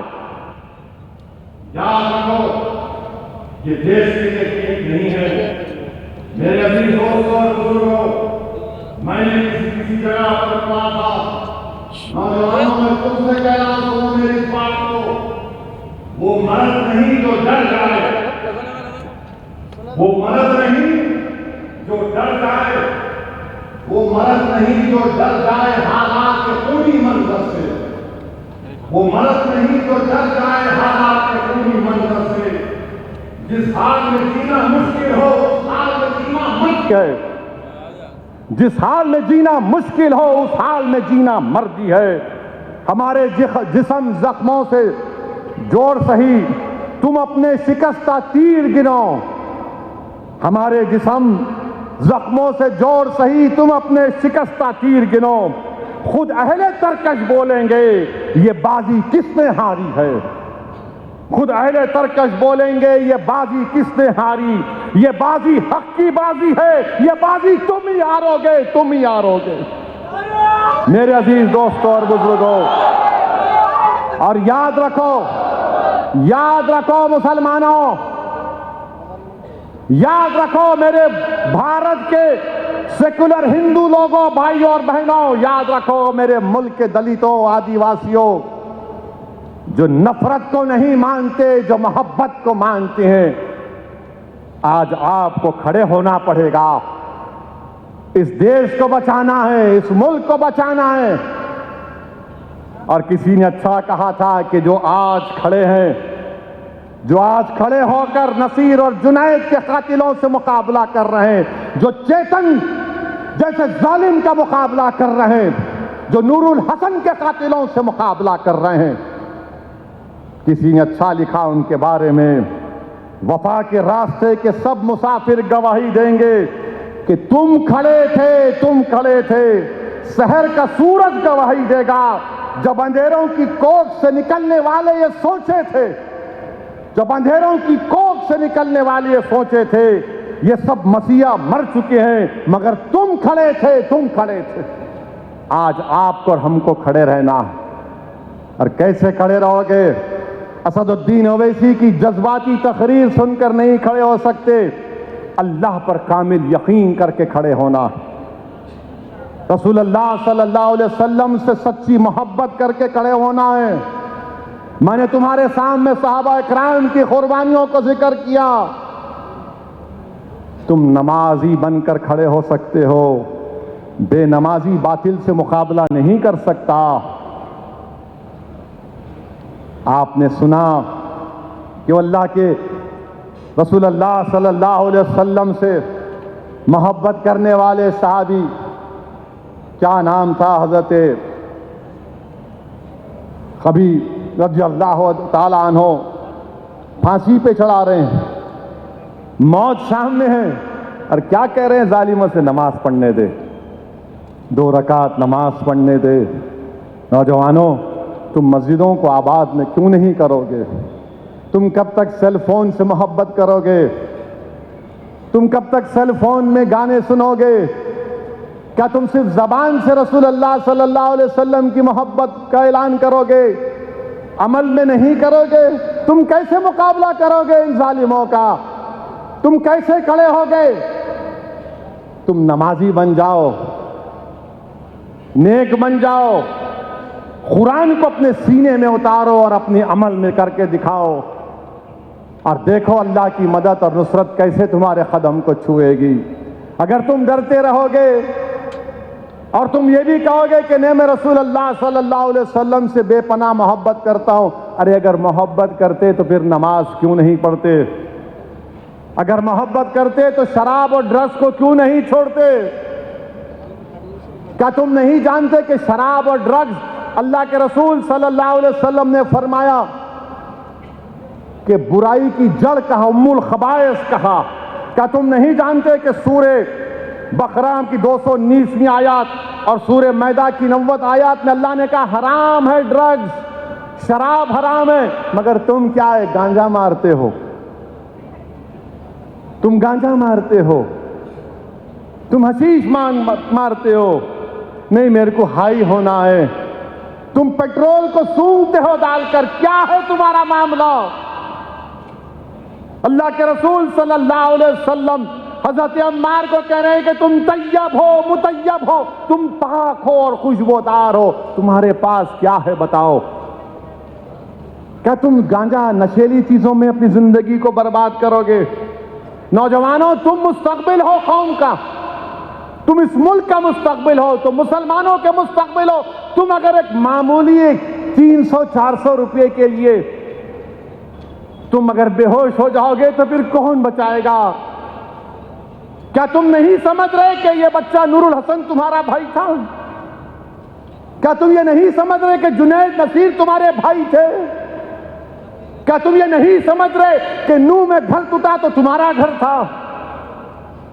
مگر تم 500-800 روپے کا نشہ کر کے تم کو لگتا ہے کہ میں ہائی ہو گیا۔ ارے نشہ اگر پیدا کرنا ہے تو رسول اللہ صلی اللہ علیہ وسلم سے محبت کا نشہ پیدا کرو کہ آگ پر لٹایا گیا اور احد احد کے نعرے حضرت بلال لگا رہے ہیں، احد احد احد، گلے میں رسی ڈال کر کھینچا جا رہا ہے حضرت بلال کو، اور حضرت بلال کہہ رہے ہیں کہ احد احد احد، اللہ ایک ہے، اللہ ایک ہے۔ میرے عزیز دوستو، نوجوانوں، جب حضرت بلال رسول اللہ صلی اللہ علیہ وسلم پردہ فرما گئے، اللہ کے رسول صلی اللہ علیہ وسلم سے اتنی محبت کرتے تھے کہ مدینے کو چھوڑ کر شام چلے گئے، حمص چلے گئے، مجھے جانے کا موقع ملا وہاں پر۔ پھر ایک دن رات میں رسول اللہ صلی اللہ علیہ وسلم کی زیارت ہوئی۔ اللہ کے رسول صلی اللہ علیہ وسلم نے کہا کہ بلال، کیا تم ہم سے دور کیوں ہو گئے؟ مدینے کو آئے تو سب نے حضرت بلال سے کہا کہ بلال، رسول اللہ صلی اللہ علیہ وسلم کی اذان دو، بلال اذان دو، اذان دو، اذان دو۔ سب انکار کیا کہ اب میں نہیں دے سکتا، کیونکہ جب میں اذان دیتا تھا میں رسول اللہ صلی اللہ علیہ وسلم کو سامنے دیکھتا تھا۔ تو صحابہ نے کہا کہ ایک ہی طریقے سے حضرت بلال راضی ہوں گے، امام حسن اور حسین کو سامنے کیا۔ یہ ہمارے امام ہیں، امام حسن اور حسین۔ انہوں نے جا کر حضرت بلال سے کہا، اے بلال نانا جان کی اذان دو۔ حضرت بلال نے کہا کہ آپ رسول اللہ صلی اللہ علیہ وسلم کے پھول ہیں، میں رسول اللہ صلی اللہ علیہ وسلم کو ناراض نہیں کر سکتا۔ حضرت بلال نے مدینہ شریف میں اذان دی۔ جب اذان دینا شروع کیے تو مدینے کی عورتیں نکل کر آئیں کہ دیکھو رسول اللہ، لوگوں نے پکار کر کہا کہ رسول اللہ صلی اللہ علیہ وسلم آ گئے۔ اور جب حضرت بلال اشہد ان محمد رسول اللہ بول رہے تھے، چیخ مار کر بے ہوش ہو گئے۔ لوگ جب ہوش آیا تو کہا، پوچھا گیا کیا ہوا؟ تو بولے جب میں اشہد ان محمد رسول اللہ بولتا تھا تو اللہ کے رسول صلی اللہ علیہ وسلم کو سامنے دیکھتا تھا۔ حضرت بلال واپس چلے گئے۔ نوجوانوں، محبت اس کو بولتے ہیں، یہ ہمارے لیے مشعل راہ ہے۔ ہم اللہ سے دعا کرنا کہ یا اللہ ان کا صدقہ عطا کر دے تیرے حبیب کی محبت کا۔ اس حضرت عثمان نے ذوالنورین کی محبت رسول اللہ صلی اللہ علیہ وسلم کو دعوت دیے، آئیے میرے گھر میں، میرے غریب خانے میں کھانا کھائیے۔ رسول اللہ صلی اللہ علیہ وسلم صحابہ اکرام کے ساتھ جا رہے ہیں، عثمان ذوالنورین ان کے پیچھے ہیں، رسول اللہ صلی اللہ علیہ وسلم کے قدم گن رہے ہیں۔ اللہ کے رسول پوچھتے ہیں کہ عثمان تم کیا گن رہے ہو؟ تو فرماتے ہیں یا رسول اللہ آپ جتنے قدم ڈال کر میرے گھر کو آ رہے ہیں میں اتنے غلاموں کو آزاد کروں گا، بتاؤ تم کتنوں کو مدد کرو گے؟ نوجوانوں میرے ساتھ ایک وعدہ کرو آج کہ تم کبھی بھی انشاءاللہ تعالی ڈرگز پینے والوں کے قریب نہیں جاؤ گے، تم نہیں جاؤ گے ڈرگز پینے والوں کے پاس، تمہارا دوست بھی ہوگا تم اس سے دور رہو گے، اس کو بولو گے کہ چھوڑ اس گندگی کو، طے کرو عہد کرو کہ میں شراب جس جگہ پر شراب ہوگی میں اس جگہ پر نہیں جاؤں گا۔ کیا تم وعدہ کرتے ہو نوجوانوں؟ تم شراب کے قریب نہیں جاؤ گے، تم زنا کے قریب نہیں جاؤ گے۔ ارے میری بہنوں میرے بھائیوں، اسلام میں غیر محرم کو تم نے کسی غیر محرم کو کیوں ہاتھ لگایا اور اللہ معاف نہیں کرے گا تو تم وہ بولو گے؟ تم کو معلوم یہ آگ کب سے جل رہی ہے؟ جل جل کے سفید ہو چکی ہے لاکھوں برس تک۔ کیا تم چاہو گے کہ تمہاری بہن کو کوئی ایسا کرے؟ کیا کوئی بہن چاہے گی کہ اس کا بھائی ایسا کرے؟ بتاؤ میرے کو۔ رسول اللہ صلی اللہ علیہ وسلم سے محبت ہے تو ان برائیوں سے دور رہو۔ اور میرے عزیز دوستوں اور بزرگوں، الیکشن آ رہے ہیں، الیکشن آ رہے ہیں اور ابو جہل کے ایجنٹ نکل رہے ہیں، الیکشن آ رہے ہیں اور مغیرہ کے جانشین نکل رہے ہیں۔ یعنی یہ لوگ جو گستاخ رسول تھا جس کے تعلق سے اللہ کے رسول صلی اللہ علیہ وسلم فرمایا کہ تو ولد حرام، یہ ان کے لوگ، ان کے ایجنٹ نکل رہے ہیں۔ یہ تمام نکلیں گے اب، جیسا چوہا بل سے نکلتا ہے سب نکل کے بولیں گے۔ میرے عزیز دوستوں اور بزرگوں، آپ کو ہمیشہ کی طرح مجلس اتحاد المسلمین کو کامیاب کرنا ہے۔ آپ کو ہمیشہ کی طرح مجلس اتحاد المسلمین کے حق میں ووٹ دینا ہے، مجلس کو آپ کو کامیاب کرنا ہے، اور جہاں پر مجلس کے امیدوار نہیں رہیں گے وہاں پر آپ کو ماموں کو کامیاب کرنا ہے۔ تو نئے ماموں سے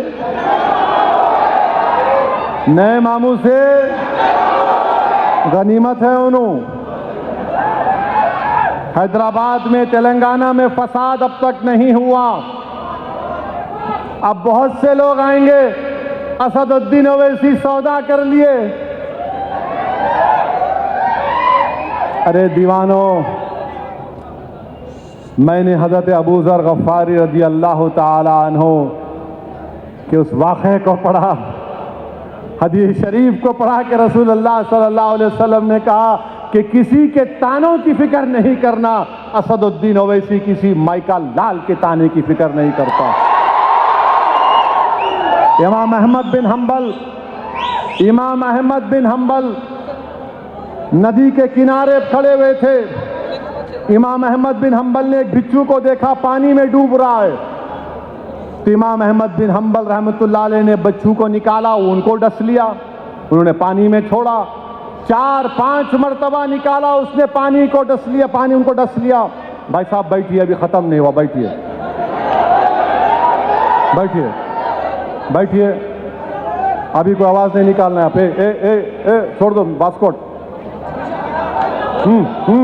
ہاں، امام احمد بن حنبل 4-5 مرتبہ بچھو کو نکالے، بچھو ڈسا۔ امام احمد بن حنبل کے شاگرد نے کہا کہ امام احمد بن حنبل آپ کیوں اس بچھو کو بچا رہے ہیں پانی میں ڈوبنے سے، آپ کیوں اس کو بچا رہے ہیں؟ امام احمد بن حنبل نے کہا یہ اپنی عادت سے مجبور ہے، میں اپنی عادت سے مجبور ہوں، بچانا میرا کام ہے، ڈسنا اس کی ذات اور اس کی فطرت ہے۔ تو یہ ڈسنے والے ڈسیں گے، مگر ہمارا کام یہ ہے کہ ہم قوم اور مسلمانوں کو بچائیں، ہم اپنی ریاست کو بچائیں، یہاں کے امن کو مضبوط کریں۔ اور مجھے یقین ہے کہ کانگریس کے لوگ بہت آئیں گے۔ ارے میں تو تمہارے لیڈر سے کہوں گا کہ اب کی بار وائناڈ نہیں، حیدرآباد سے مقابلہ کرو میرا، آؤ، میں چیلنج کر رہا ہوں، وائناڈ کیوں، یہاں حیدرآباد کو آؤ، 2 ہاتھ ہم آزما لیں گے، پنجہ آزما لیں گے، آ جاؤ۔ کہاں وائناڈ جا کے پیارے، یاؤ، بڑی بڑی باتیں کرتے ہو، بڑی بڑی باتیں کرتے ہو، ارے بات کیوں کرتے، آؤ زمین پر آؤ، مقابلہ کریں گے، آؤ ایک شیروانی داڑھی ٹوپی والے سے مقابلہ کر کے دیکھو، مزہ آئے گا۔ جس نے ایک مسلمان ایم پی کو اناب شناب بکا پارلیمنٹ میں، میرے سامنے بھی کھڑا ہوا تھا، میں نے کہا بیٹھ جا، میری زبان کا مقابلہ نہیں کر سکتا۔ تو کانگریس کے لوگ بہت باتیں کریں گے، میں تیار ہوں، مگر میں تلنگانہ کی عوام سے بھی اپیل کر رہا ہوں کہ یاد رکھو، سرزمین حیدرآباد پر فسادات کانگریس کی دین ہے، سرزمین حیدرآباد پر معصوموں کا لٹ جانا پٹ جانا کانگریس کی دین ہے۔ ہم نے بڑی مشکلوں سے امن کو مضبوط کیا ہے، اس امن کو مضبوط رکھیے، اور یقیناً بہت سے کام کروانا باقی ہے، ہم کام کروائیں گے انشاءاللہ تعالی۔ یہی کانگریس تھی جب بابری مسجد کو شہید کر دیا گیا تھا، آج سیکریٹریٹ کی مسجد کو شہید کر دیا گیا تھا، مگر مسجد تعمیر ہوئی، بابری مسجد تعمیر نہیں ہوئی، مسجد تعمیر نہیں ہوئی۔ بتاؤ کانگریسیوں، نرسمہا راؤ تمہارا پپا تھا یا نہیں تھا، بتاؤ۔ اور ہم سے کہتے ہیں یہ بی جے پی کے لوگ کہ پارلیمنٹ میں مجلس کے 2 ایم پیز نے خواتین کے ریزرویشن کے خلاف ووٹ دیا، مگر میں اور امتیاز جلیل نے، ہم نے پوری پارلیمنٹ کو ہلا کے رکھ دیا الحمدللہ۔ 450 ووٹ پڑے خواتین کے تحفظات کے لیے، 2 خلاف میں پڑے، 2۔ اسپیکر صاحب نے کہا اویسی صاحب آپ 2 ہیں، آپ کے ساتھ کوئی نہیں ہے۔ میں نے کہا میرے ساتھ اللہ ہے، ہمارے ساتھ اللہ ہے، ہمارے ساتھ اللہ کا حبیب ہے، ہمارے ساتھ اہل دل کی دعائیں ہیں۔ اور یہ بولتے ہیں، میں نے بتا دیا کہ مہیلا خواتین کا ریزرویشن اگر ہوگا تو مسلمانوں کو بھی خواتین کو ملنا چاہیے، او بی سی سماج کی خواتین کو بھی ملنا چاہیے، یہاں پر سکندرآباد کے ایک ایم پی نے کہا ریڈی گارو کیوں او بی سی سماج کے مہیلاؤں کو ریزرویشن نہیں ملنا چاہیے؟ کیا منور کاپو، پدما شالی، مودی راج، گوڈ، یادوا کو نہیں ملنا چاہیے؟ کیا مسلمان خواتین کو ریزرویشن نہیں ملنا چاہیے؟ مگر یہ سب بول رہے 450 ایک طرف 2 ایک طرف. ارے دیوانے سنو، ہم ہوا کے ساتھ چلنے والے نہیں ہیں، ہم ہوا کے خلاف مقابلہ کرنے والے ہیں. ہم طوفانوں میں کشتی چلائیں گے، ہم طوفانوں میں چراغ جلانے کا ہنر جان چکے ہیں. آپ آ کر ہم کو سکھائیں گے؟ جب کانگریسیوں نے کہا، جب سب نے کہا کہ 450 لوگ، سنو 450 لوگ تمہارے خلاف ہیں، میں نے کہا سنو کانگریسیوں، میں نے پورے بھارت کو پیغام دے دیا کہ کانگریس اور بی جے پی ملے ہوئے ہیں، سماجوادی اور کانگریس ملے ہوئے ہیں. میں نے بتا دیا کہ میں کھڑا ہوں مودی کے خلاف اور تم ملے ہوئے ہو. 450. ہم جب بولتے ہیں کیا بول رہے ہیں؟ 2 مہیلا، کیا مسلمان مہیلا نہیں ہے؟ کیا او بی سی کی مہیلا نہیں ہے؟ میرے بھائی 17 لوک سبھا کے الیکشن ہوئے، 520 خواتین ایم پی بنی. کتنی مسلمان بنی؟ صرف 25 مسلم خواتین ایم پی بنے. 8,992 ایم پیز بنے 17 لوک سبھا میں. کتنے مسلمان بنے؟ 500. میں ذمہ دار ہوں. ارے میں تو لڑ رہا ہوں کہ میری آواز جائے پارلیمنٹ میں. میں تو لڑ رہا ہوں کہ ہماری نمائندگی پارلیمنٹ میں جائے، اسمبلی میں جائے. اسی لیے مجلس سے نفرت ہے. یہ غریبوں اور مظلوموں کی طاقتور بنانے کی بات کرتا ہے. یہ ہمارے ہاں میں ہاں نہیں ملاتا. یہ ہمارے سامنے سر جھکا کر نہیں کھڑا ہوتا. یہ ہمارے سامنے جھکتا نہیں. ارے مودی ہو یا راہل ہو، میں بھی تمہارے برابر ہوں. میں تمہارے سے کم تر نہیں ہوں، کیونکہ بھارت کا سنویدھان سب کو برابر کے طور پر دیکھتا ہے.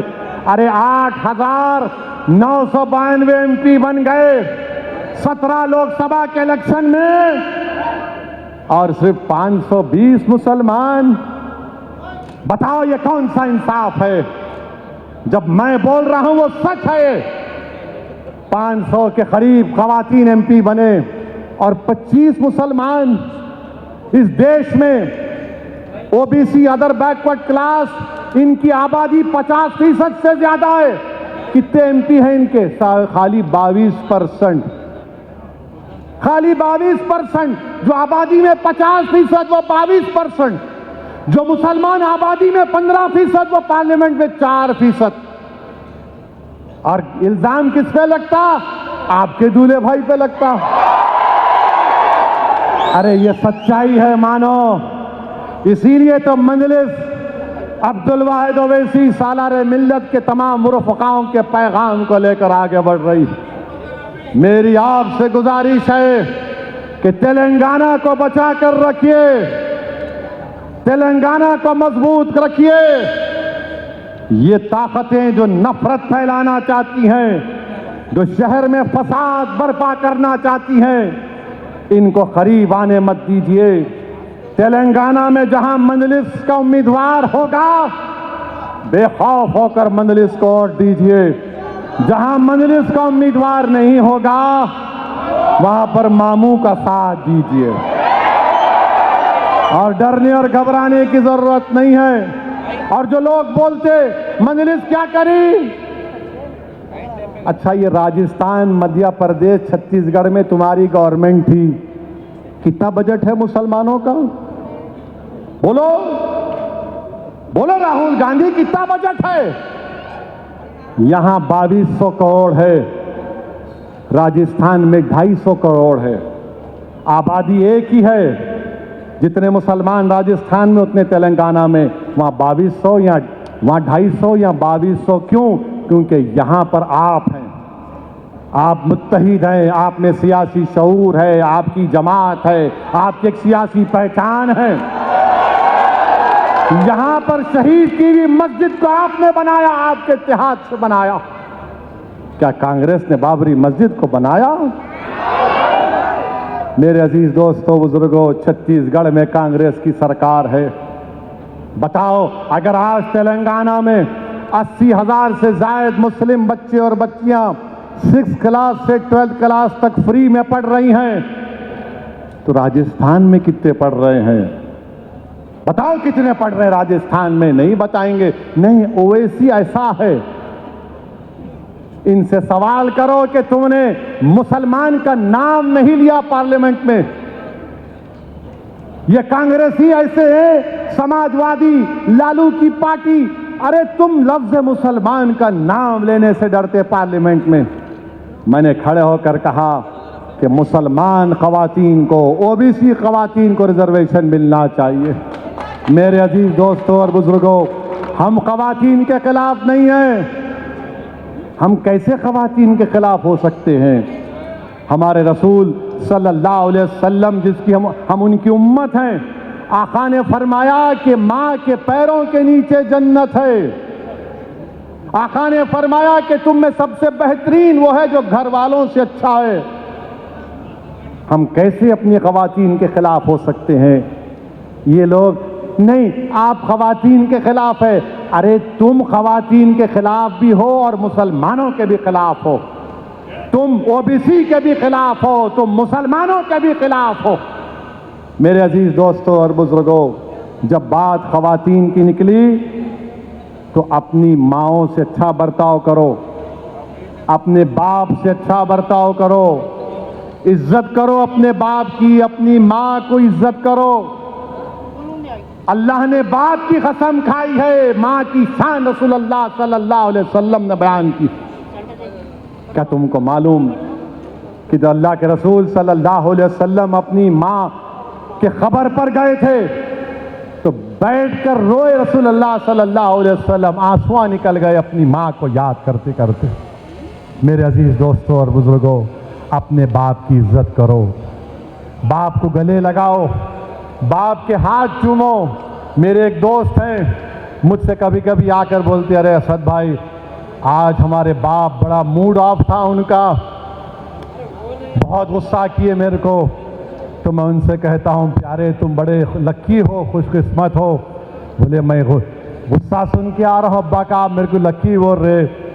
मैंने उससे कहा कि मेरे पास मेरा बाप नहीं है, मेरे पास मेरा बाप नहीं है, तुम्हारे पास तो तुम्हारा बाप है जो तुमको गुस्सा कर रहा है। मैं और अकबर तड़पते हैं सालार के लिए, और इंशाअल्लाह ताला यकीनन हम रसूलुल्लाह सल्लल्लाहु अलैहि वसल्लम के साथ हशर के मैदान में सालार के साथ रहेंगे। मगर अपनी माँ की इज्जत करो, खूब मोहब्बत करो अपनी अम्मा से। याद रखो, तुम माँ बाप की इज्जत करोगे, अल्लाह तुम्हारे को दीन दुनिया में रोशन करेगा।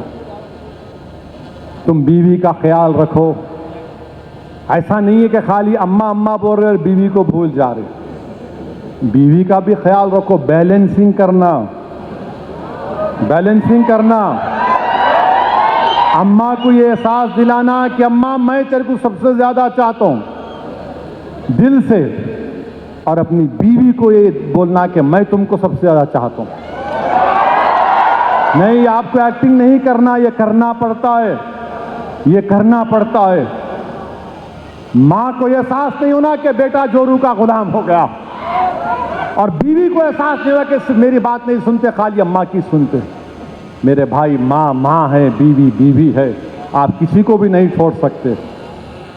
और मैं हमारी बहनों से भी कहूंगा कि याद रखिए, शौहर की भी अहमियत है, शौहर की भी अहमियत है। मेरे अजीज दोस्तों और बुजुर्गों, اپنے ماں باپ کی، اپنے بیوی کی، اپنی اولاد کی، اور یاد رکھو ہم رسول اللہ صلی اللہ علیہ وسلم کے نام پر آج جمع ہوئے ہیں۔ کیا کوئی مثال دے سکتا ہے؟ ہمارے سنبل سے مولانا آئے ہوئے ہیں، توصیف رضا مصباحی، عالم دین ہے ماشاءاللہ۔ آپ پوچھئے ان سے کہ کیا ہمارے آقا محمد مصطفیٰ صلی اللہ علیہ وسلم نے کبھی آپ ہماری امت کی ماں پر کبھی ان کو مارا؟ نعوذ باللہ نہیں۔ تو تم کیسے اپنی بیوی کو مارتے ہو؟ کیسے مارتے ہو تم اپنی بیوی کو؟ کیا ہے یہ؟ انسان ہو تم، انسان ہو تم۔ بیویوں کی عزت کرو۔ کل اگر تمہاری بیٹی ہوگی، اس کی شادی ہوگی کہ اگر اس کا شوہر اس کو مارے گا تو کیا محسوس کرو گے؟ آج ایک بہن مجھے فون کر کے بتائی کہ اس کا شوہر اس کو چھوڑ کے امریکہ چلا گیا، حیدرآباد اب واپس آیا تو بول رہا میں تجھ سے بات نہیں کروں گا، تجھے چھوڑ دوں گا۔ کیا ہے میرے بھائی؟ یہ چند دن کی دنیا ہے، یاد رکھو۔ یہ چند دنیا کی بہاریں چند دنوں کی ہیں، اسی مٹی میں جانا ہے اور پھر اٹھنا ہے حشر کے میدان میں۔ جب رسول اللہ صلی اللہ علیہ وسلم کے ساتھ صدیق اکبر ہوں گے، فاروق اعظم ہوں گے، عثمان ذوالنورین ہوں گے، شیر خدا حضرت علی کرم اللہ وجہ ہوں گے، امام حسن اور حسین ہوں گے، شہزادی جنت ہوں گے، امت کی مائیں ہوں گی، صحابہ کرام ہوں گے، اویس قرنی ہوں گے، جنید بغدادی ہوں گے، حسن بصری ہوں گے، رابعہ بصری ہوں گے، خواجہ ہند الولی ہوں گے، تم کیا جواب دو گے؟ یہ دن آئے گا، یاد رکھو، یاد رکھو، یہ دن آئے گا۔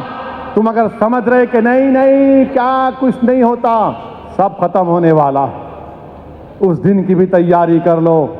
یاد رکھو، تم آج اگر کسی کا حق مارو گے تو کل وہاں پہ حساب کتاب ہوگا۔ میرے عزیز دوستو، نوجوانوں، تم قوم کے مستقبل ہو۔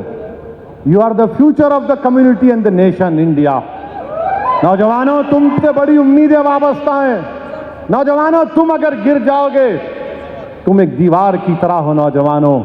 اگر تم گر جاؤ گے تو دنیا راستہ بنا لے گی نوجوانوں۔ تم ہماری امید ہو نوجوانوں، تم دین پر چلو، فخر سے کہو کہ میں مسلمان ہوں، فخر سے کہو کہ میں رسول اللہ صلی اللہ علیہ وسلم کو امتی ہوں۔ مسجدوں کو آباد کرو نوجوانوں، شراب کو، ڈرگس کو چھوڑو نوجوانوں، باہمت بنو، بہادر بنو، بزدلی کو چھوڑو، ظالم کا ساتھ مت دو، مظلوم کا ساتھ دو، مظلوم کا ساتھ دو۔ ڈرنے اور گھبرانے کی ضرورت نہیں ہے، اللہ ہمارے ساتھ ہے۔ ڈرو مت، اللہ ہمارے ساتھ ہے۔ ظالم ظلم کرے گا مگر ظالم کا ظلم ختم ہوگا نوجوانوں۔ جب فرعون نہیں رہا، جب نمرود نہیں رہا، جب یزید نہیں رہا تو یہ وقت کے نمرود اور فرعون اور یزید کیا رہیں گے؟ سب جائیں گے ایک دن، رہے گا نام تو صرف اللہ کا، اللہ کا نام رہے گا۔ تو نوجوانوں، میری آپ سے گزارش ہے کہ اسمبلی کا الیکشن آ رہا ہے، ذرا میرے پیغام کو یاد رکھیے اور ذرا اس کو ریکارڈ کر کے پورا ذرا پھیلا دو۔ اور کیسا پھیلانا اس کو؟ اسد الدین اویسی کا بھڑکاؤ بھاشن دارالسلام میں، بھڑکاؤ بھاشن، ٹن ٹنا ٹن۔ تو دیکھنے والا اب تو پکڑیں گے، انہیں بھی سن لیتا، ارے انہیں تو ہمارے کو ہی بول دیے۔ تو آپ سے گزارش ہے، ووٹ بھی ڈالو۔ پولنگ کے دن آپ غائب رہتے، یہاں پہ بڑے چیخا مار رہے۔ صبح صبح نکلو، ووٹ ڈالو، دبا کے ووٹ ڈالو، پولنگ پرسنٹیج کو بڑھاؤ۔ اور یہاں پہ مجلس آپ کی پارٹی ہے، مجلس کس کو امیدوار بناتی وہ مت دیکھو آپ۔ میں بھی کبھی نہیں رہوں گا اس دنیا میں، میں چلے جاؤں گا، مگر تم کو اللہ اس کے رسول کا واسطہ دے رہا ہوں، تم مجلس کو مضبوط کرنا، تم مجلس سے وابستہ رہنا۔ یہ ہماری دولت ہے، یہ آپ کا ہے، یہ آپ کی دولت ہے جو آپ کے آباء و اجداد نے، ہمارے اسلاف نے خون پسینے سے اس کو زندہ رکھا۔ भारत की कोने कोने में चले जाओ, कोई सियासी आवाज़ गरीब और मजलूमों की नहीं है। सब यही बोलते कि काश हमारे पास मंजलिस होती, मगर मंजलिस यहाँ पर आई तो बड़ी कुर्बानियों का सफ़र करके आई है। तो मेरी आपसे गुजारिश है कि आप आने वाले असेंबली के इलेक्शन में मंजलिस को मजबूत करिए।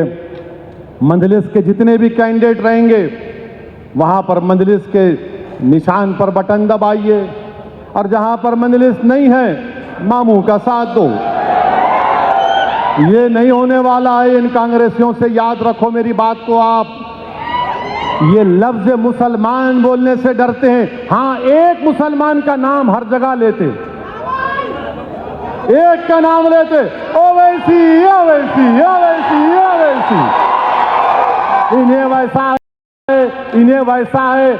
अरे प्यारे, मैं मरने को तैयार हूं, क्या करोगे तुम बोलो? मैं अपने मकसद के तहत मरने को तैयार हूं, मैं अपनी जान गंवाने को तैयार हूं, मगर मैं जालिमों से हाथ मिलाने को तैयार नहीं हूं। मैं राय हक से मुंह मोड़ने वाला नहीं हूं। मैं अपने मकसद में कामयाबी हासिल करना चाहता हूं। और लोग बोलते, अरे क्या है हज़रत, खाली 8-9 लेके क्या करते? प्यारे, ये 60-70 हज़ार के बराबर है। ये मंजलिस की ताकत है। बहरहाल अजीज दोस्तों और बुजुर्गों, शहर के अमन को बरकरार रखिए। हमारा पूरे फेस्टिवल पुरअमन तरीके से गुजर जाए। हैदराबाद की पुलिस का साथ दीजिए, अमन को बरकरार रखिए। अबू जहल की औलाद को पहचानो, ये इबलीस की औलाद को पहचानो, ये अबू लहब के साथियों को पहचानो, इन सब को पहचानो। ये दुश्मन है हमारे इत्तेहाद के, ये दुश्मन है तेलंगाना के। तो मेरे अजीज दोस्तों और बुजुर्गों, उन लोगों को भी पहचानना पड़ेगा जो हमेशा टीपू सुल्तान को धोखा देने वाले कौन, सिराजुद्दौला को धोखा देने वाले कौन? मुसलमान। अब निकलेंगे पूरे। ला रे वाइट शर्ट ला जरा, वाइट एकदम एकदम दबा के कफ मार के यूं फुग्गा निकाल के। मंजलिस ऐसी है। 4.5 साल कहाँ थे तुम जब कोविड में मंजलिस 1000 सिलेंडर कोविड के पेशेंट को फ्री में बांट रही थी? ये पूरे बांकड़े पहलवान अंदर बैठे थे, नको रे भाई, नहीं निकलना है, कोविड है पाशा, घुस गया तो लेके खबर को जाता। उस कोविड में मंजलिस काम कर रही थी। हमारे कॉरपोरेटर मोटरसाइकिल पर सिलेंडर रख के फ्री में दे रहे थे, 1000 सिलेंडर फ्री में। फिर वो कौन सा है वो कन्वर्टर, वो हम खरीदे, 70-80 फ्री में दिए लोगों को कि घर में रख के आप प्लग लगा के सुनो, उससे आप ऑक्सीजन ले लो। हर वक्त मंजलिस आपके दरमियान में थी और इंशाअल्लाह रहेगी। आपसे ही गुजारिश है कि इत्तेहाद को मजबूत रखिए। लोग बहुत सी बातें करेंगे, ऐसा नहीं हुआ, वैसा नहीं हुआ, मगर आपसे एक ही बात बोलना है, 9 साल में आपने क्या हासिल किया? तेलंगाना में आपने क्या हासिल किया? और 9 साल में दूसरी रियासतों में क्या बर्बादी हुई आप देख लो। एक बच्चा गोली मार दी गई, उसके घर वालों तक पहुंची तेलंगाना की हुकूमत और मंजलिस। वो दूसरा भी मरा बिहार में, राजस्थान में नहीं गए वहां पर, मगर यहां पर हुकूमत भी गई, मंजलिस भी गई। तो मेरी आपसे गुजारिश है कि आप मंजलिस को मजबूत करिए, अपने वोट की अहमियत को जानिए और दबा के खुलकर इलेक्शनिंग में हम लोग काम करेंगे। मैं भी काम करूंगा, क्योंकि बड़े बड़े लोग हमारे घर को आके दस्तक मार रहे हैं। ओके, आइए, वेलकम है, जमहूरियत है। मुझे यकीन है कि हमारी माँ और बहनें मंजलिस का साथ दी हैं और साथ देती रहेंगी। मुझे यकीन है कि हमारी माँ और बहनें की दुआएं मंजलिस को कामयाब करती रही और आज भी कामयाब करेगी। मुझे यकीन है कि अहले दिल जो रात के अंधेरे में उठकर अल्लाह की बारगाह में सर्वसजूद होकर रो रो कर مجلس کی کامیابی کے لیے دعا کرتے ہیں وہ دعا کریں گے اور اللہ ان کی دعاؤں کو قبول کرے گا۔ مجھے یقین ہے کہ نوجوان اپنی بے باکی کا مظاہرہ کریں گے، نوجوان بے خوف ہو کر اپنے اتحاد کو مضبوط کرے گا، نوجوان اپنے مستقبل کے لیے تلنگانہ کو بچا کر رکھے گا۔ مجھے یقین ہے کہ میرا اللہ اپنے حبیب محمد مصطفیٰ صلی اللہ علیہ وسلم کے صدقے میں ہم تمام کو کامیاب کرے گا۔ میں تو اللہ سے ہی دعا کرتا ہوں کہ پروردگار تجھے تیرے حبیب محمد مصطفیٰ صلی اللہ علیہ وسلم کا واسطہ، یا اللہ رسول اللہ صلی اللہ علیہ وسلم کی امت پر اس وطن عزیز میں رحم فرما۔ یا اللہ تیرے حبیب محمد مصطفیٰ صلی اللہ علیہ وسلم نے ارشاد فرمایا کہ جو رسول اللہ صلی اللہ علیہ وسلم کو نہیں دیکھے، آقا نے فرمایا کہ جو مجھے نہیں دیکھا 7 مرتبہ زیادہ اس کو اجر ملے گا۔ یا اللہ ہم تو خوش قسمت نہیں تھے، پروردگار ہم تیرے حبیب کی امتی ہیں، ہمارے اتحاد کو مضبوط کر دے، ہمارے دلوں کو ملا دے، یا اللہ ہم کو ایک کر دے۔ یا اللہ ہم دیکھ رہے ہیں کہ مارنے والے نے صرف نام دیکھ کر، چہرے پر داڑھی دیکھ کر گولی مار دی، مارنے والے نے یہ نہیں دیکھا کہ کون بریلوی ہے، کون دیوبندی ہے، کون سلفی ہے، کون شیعہ ہے، کون بوری ہے، کون میدوی ہے۔ اللہ ہم تمام کو ایک کر دے، اللہ ہم تمام کو ایک کر دے۔ پروردگار اس دارالسلام کو صبح قیامت تک آباد اور شاداب رکھ یا اللہ۔ یا اللہ ہمارے مرحوم قائدین کی خبروں کو نور سے بھر دے۔ پروردگار مجلس اتحاد المسلمین کے مخالفین کی سازشوں کو ناکام کر دے۔ اللہ تجھے تیرے حبیب کا واسطہ پروردگار، یا اللہ تو جبار ہے، تو لطیف ہے، یا لطیف یا لطیف۔ یا اللہ ہمارے گناہوں کو معاف فرما دے، ہمارے کمزوریوں کو معاف فرما دے۔ اللہ مجلس کی سیاسی حکمت عملی کو کامیاب کر دے۔ اللہ مجلس کی سیاسی فیصلوں میں کامیابی عطا فرما دے۔ اللہ ہم کو ایک کر دے، نیک کر دے۔ اللہ ہمارے دلوں میں تیری اور تیرے حبیب محمد مصطفیٰ صلی اللہ علیہ وسلم کی محبت کو ڈال دے۔ اللہ ہم کو عمل کرنے والا بنا دے، اللہ ہم کو نمازی بنا دے، اللہ ہم کو نمازی بنا دے، گناہوں کو معاف فرما دے۔ اللہ ہم کو ماں باپ کی خدمت کرنے والا بنا دے، اللہ ہم کو ہماری بیویوں سے اچھا سلوک کرنے والا بنا دے۔ اللہ ہماری بہنوں کو اپنے شوہروں سے اچھا سلوک کرنے والا بنا دے۔ اللہ ہماری اولادوں کو مجاہد بنا دے، اللہ ہماری اولادوں کو ولی اور ولیہ بنا دے، اللہ ہماری اولادوں کو مفسر بنا دے، اللہ ہماری اولادوں کو خطب الوقت بنا دے، اللہ ہماری اولادوں کو صبح قیامت تک دین اسلام کا پرچم بلند کرنے والے بنا دے۔ اللہ وطن عزیز بھارت کو امن کا گہوارہ بنا دے۔ اللہ یہ وہ سرزمین ہے جہاں پر تیرے حبیب نے فرمایا کہ مجھے ٹھنڈی ہوا آتی ہے، یا اللہ یہاں پر نفرت کی آگ کو بجھا دے۔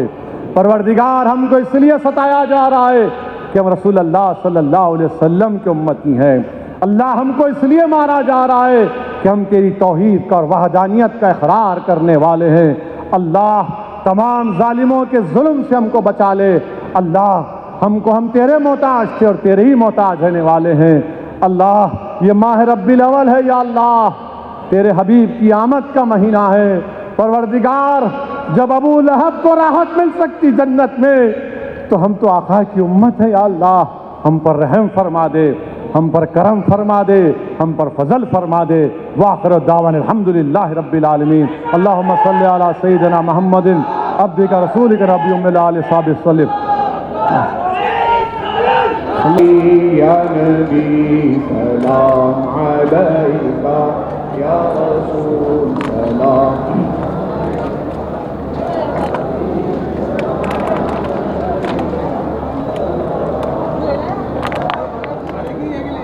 ارسل اللہ تعالی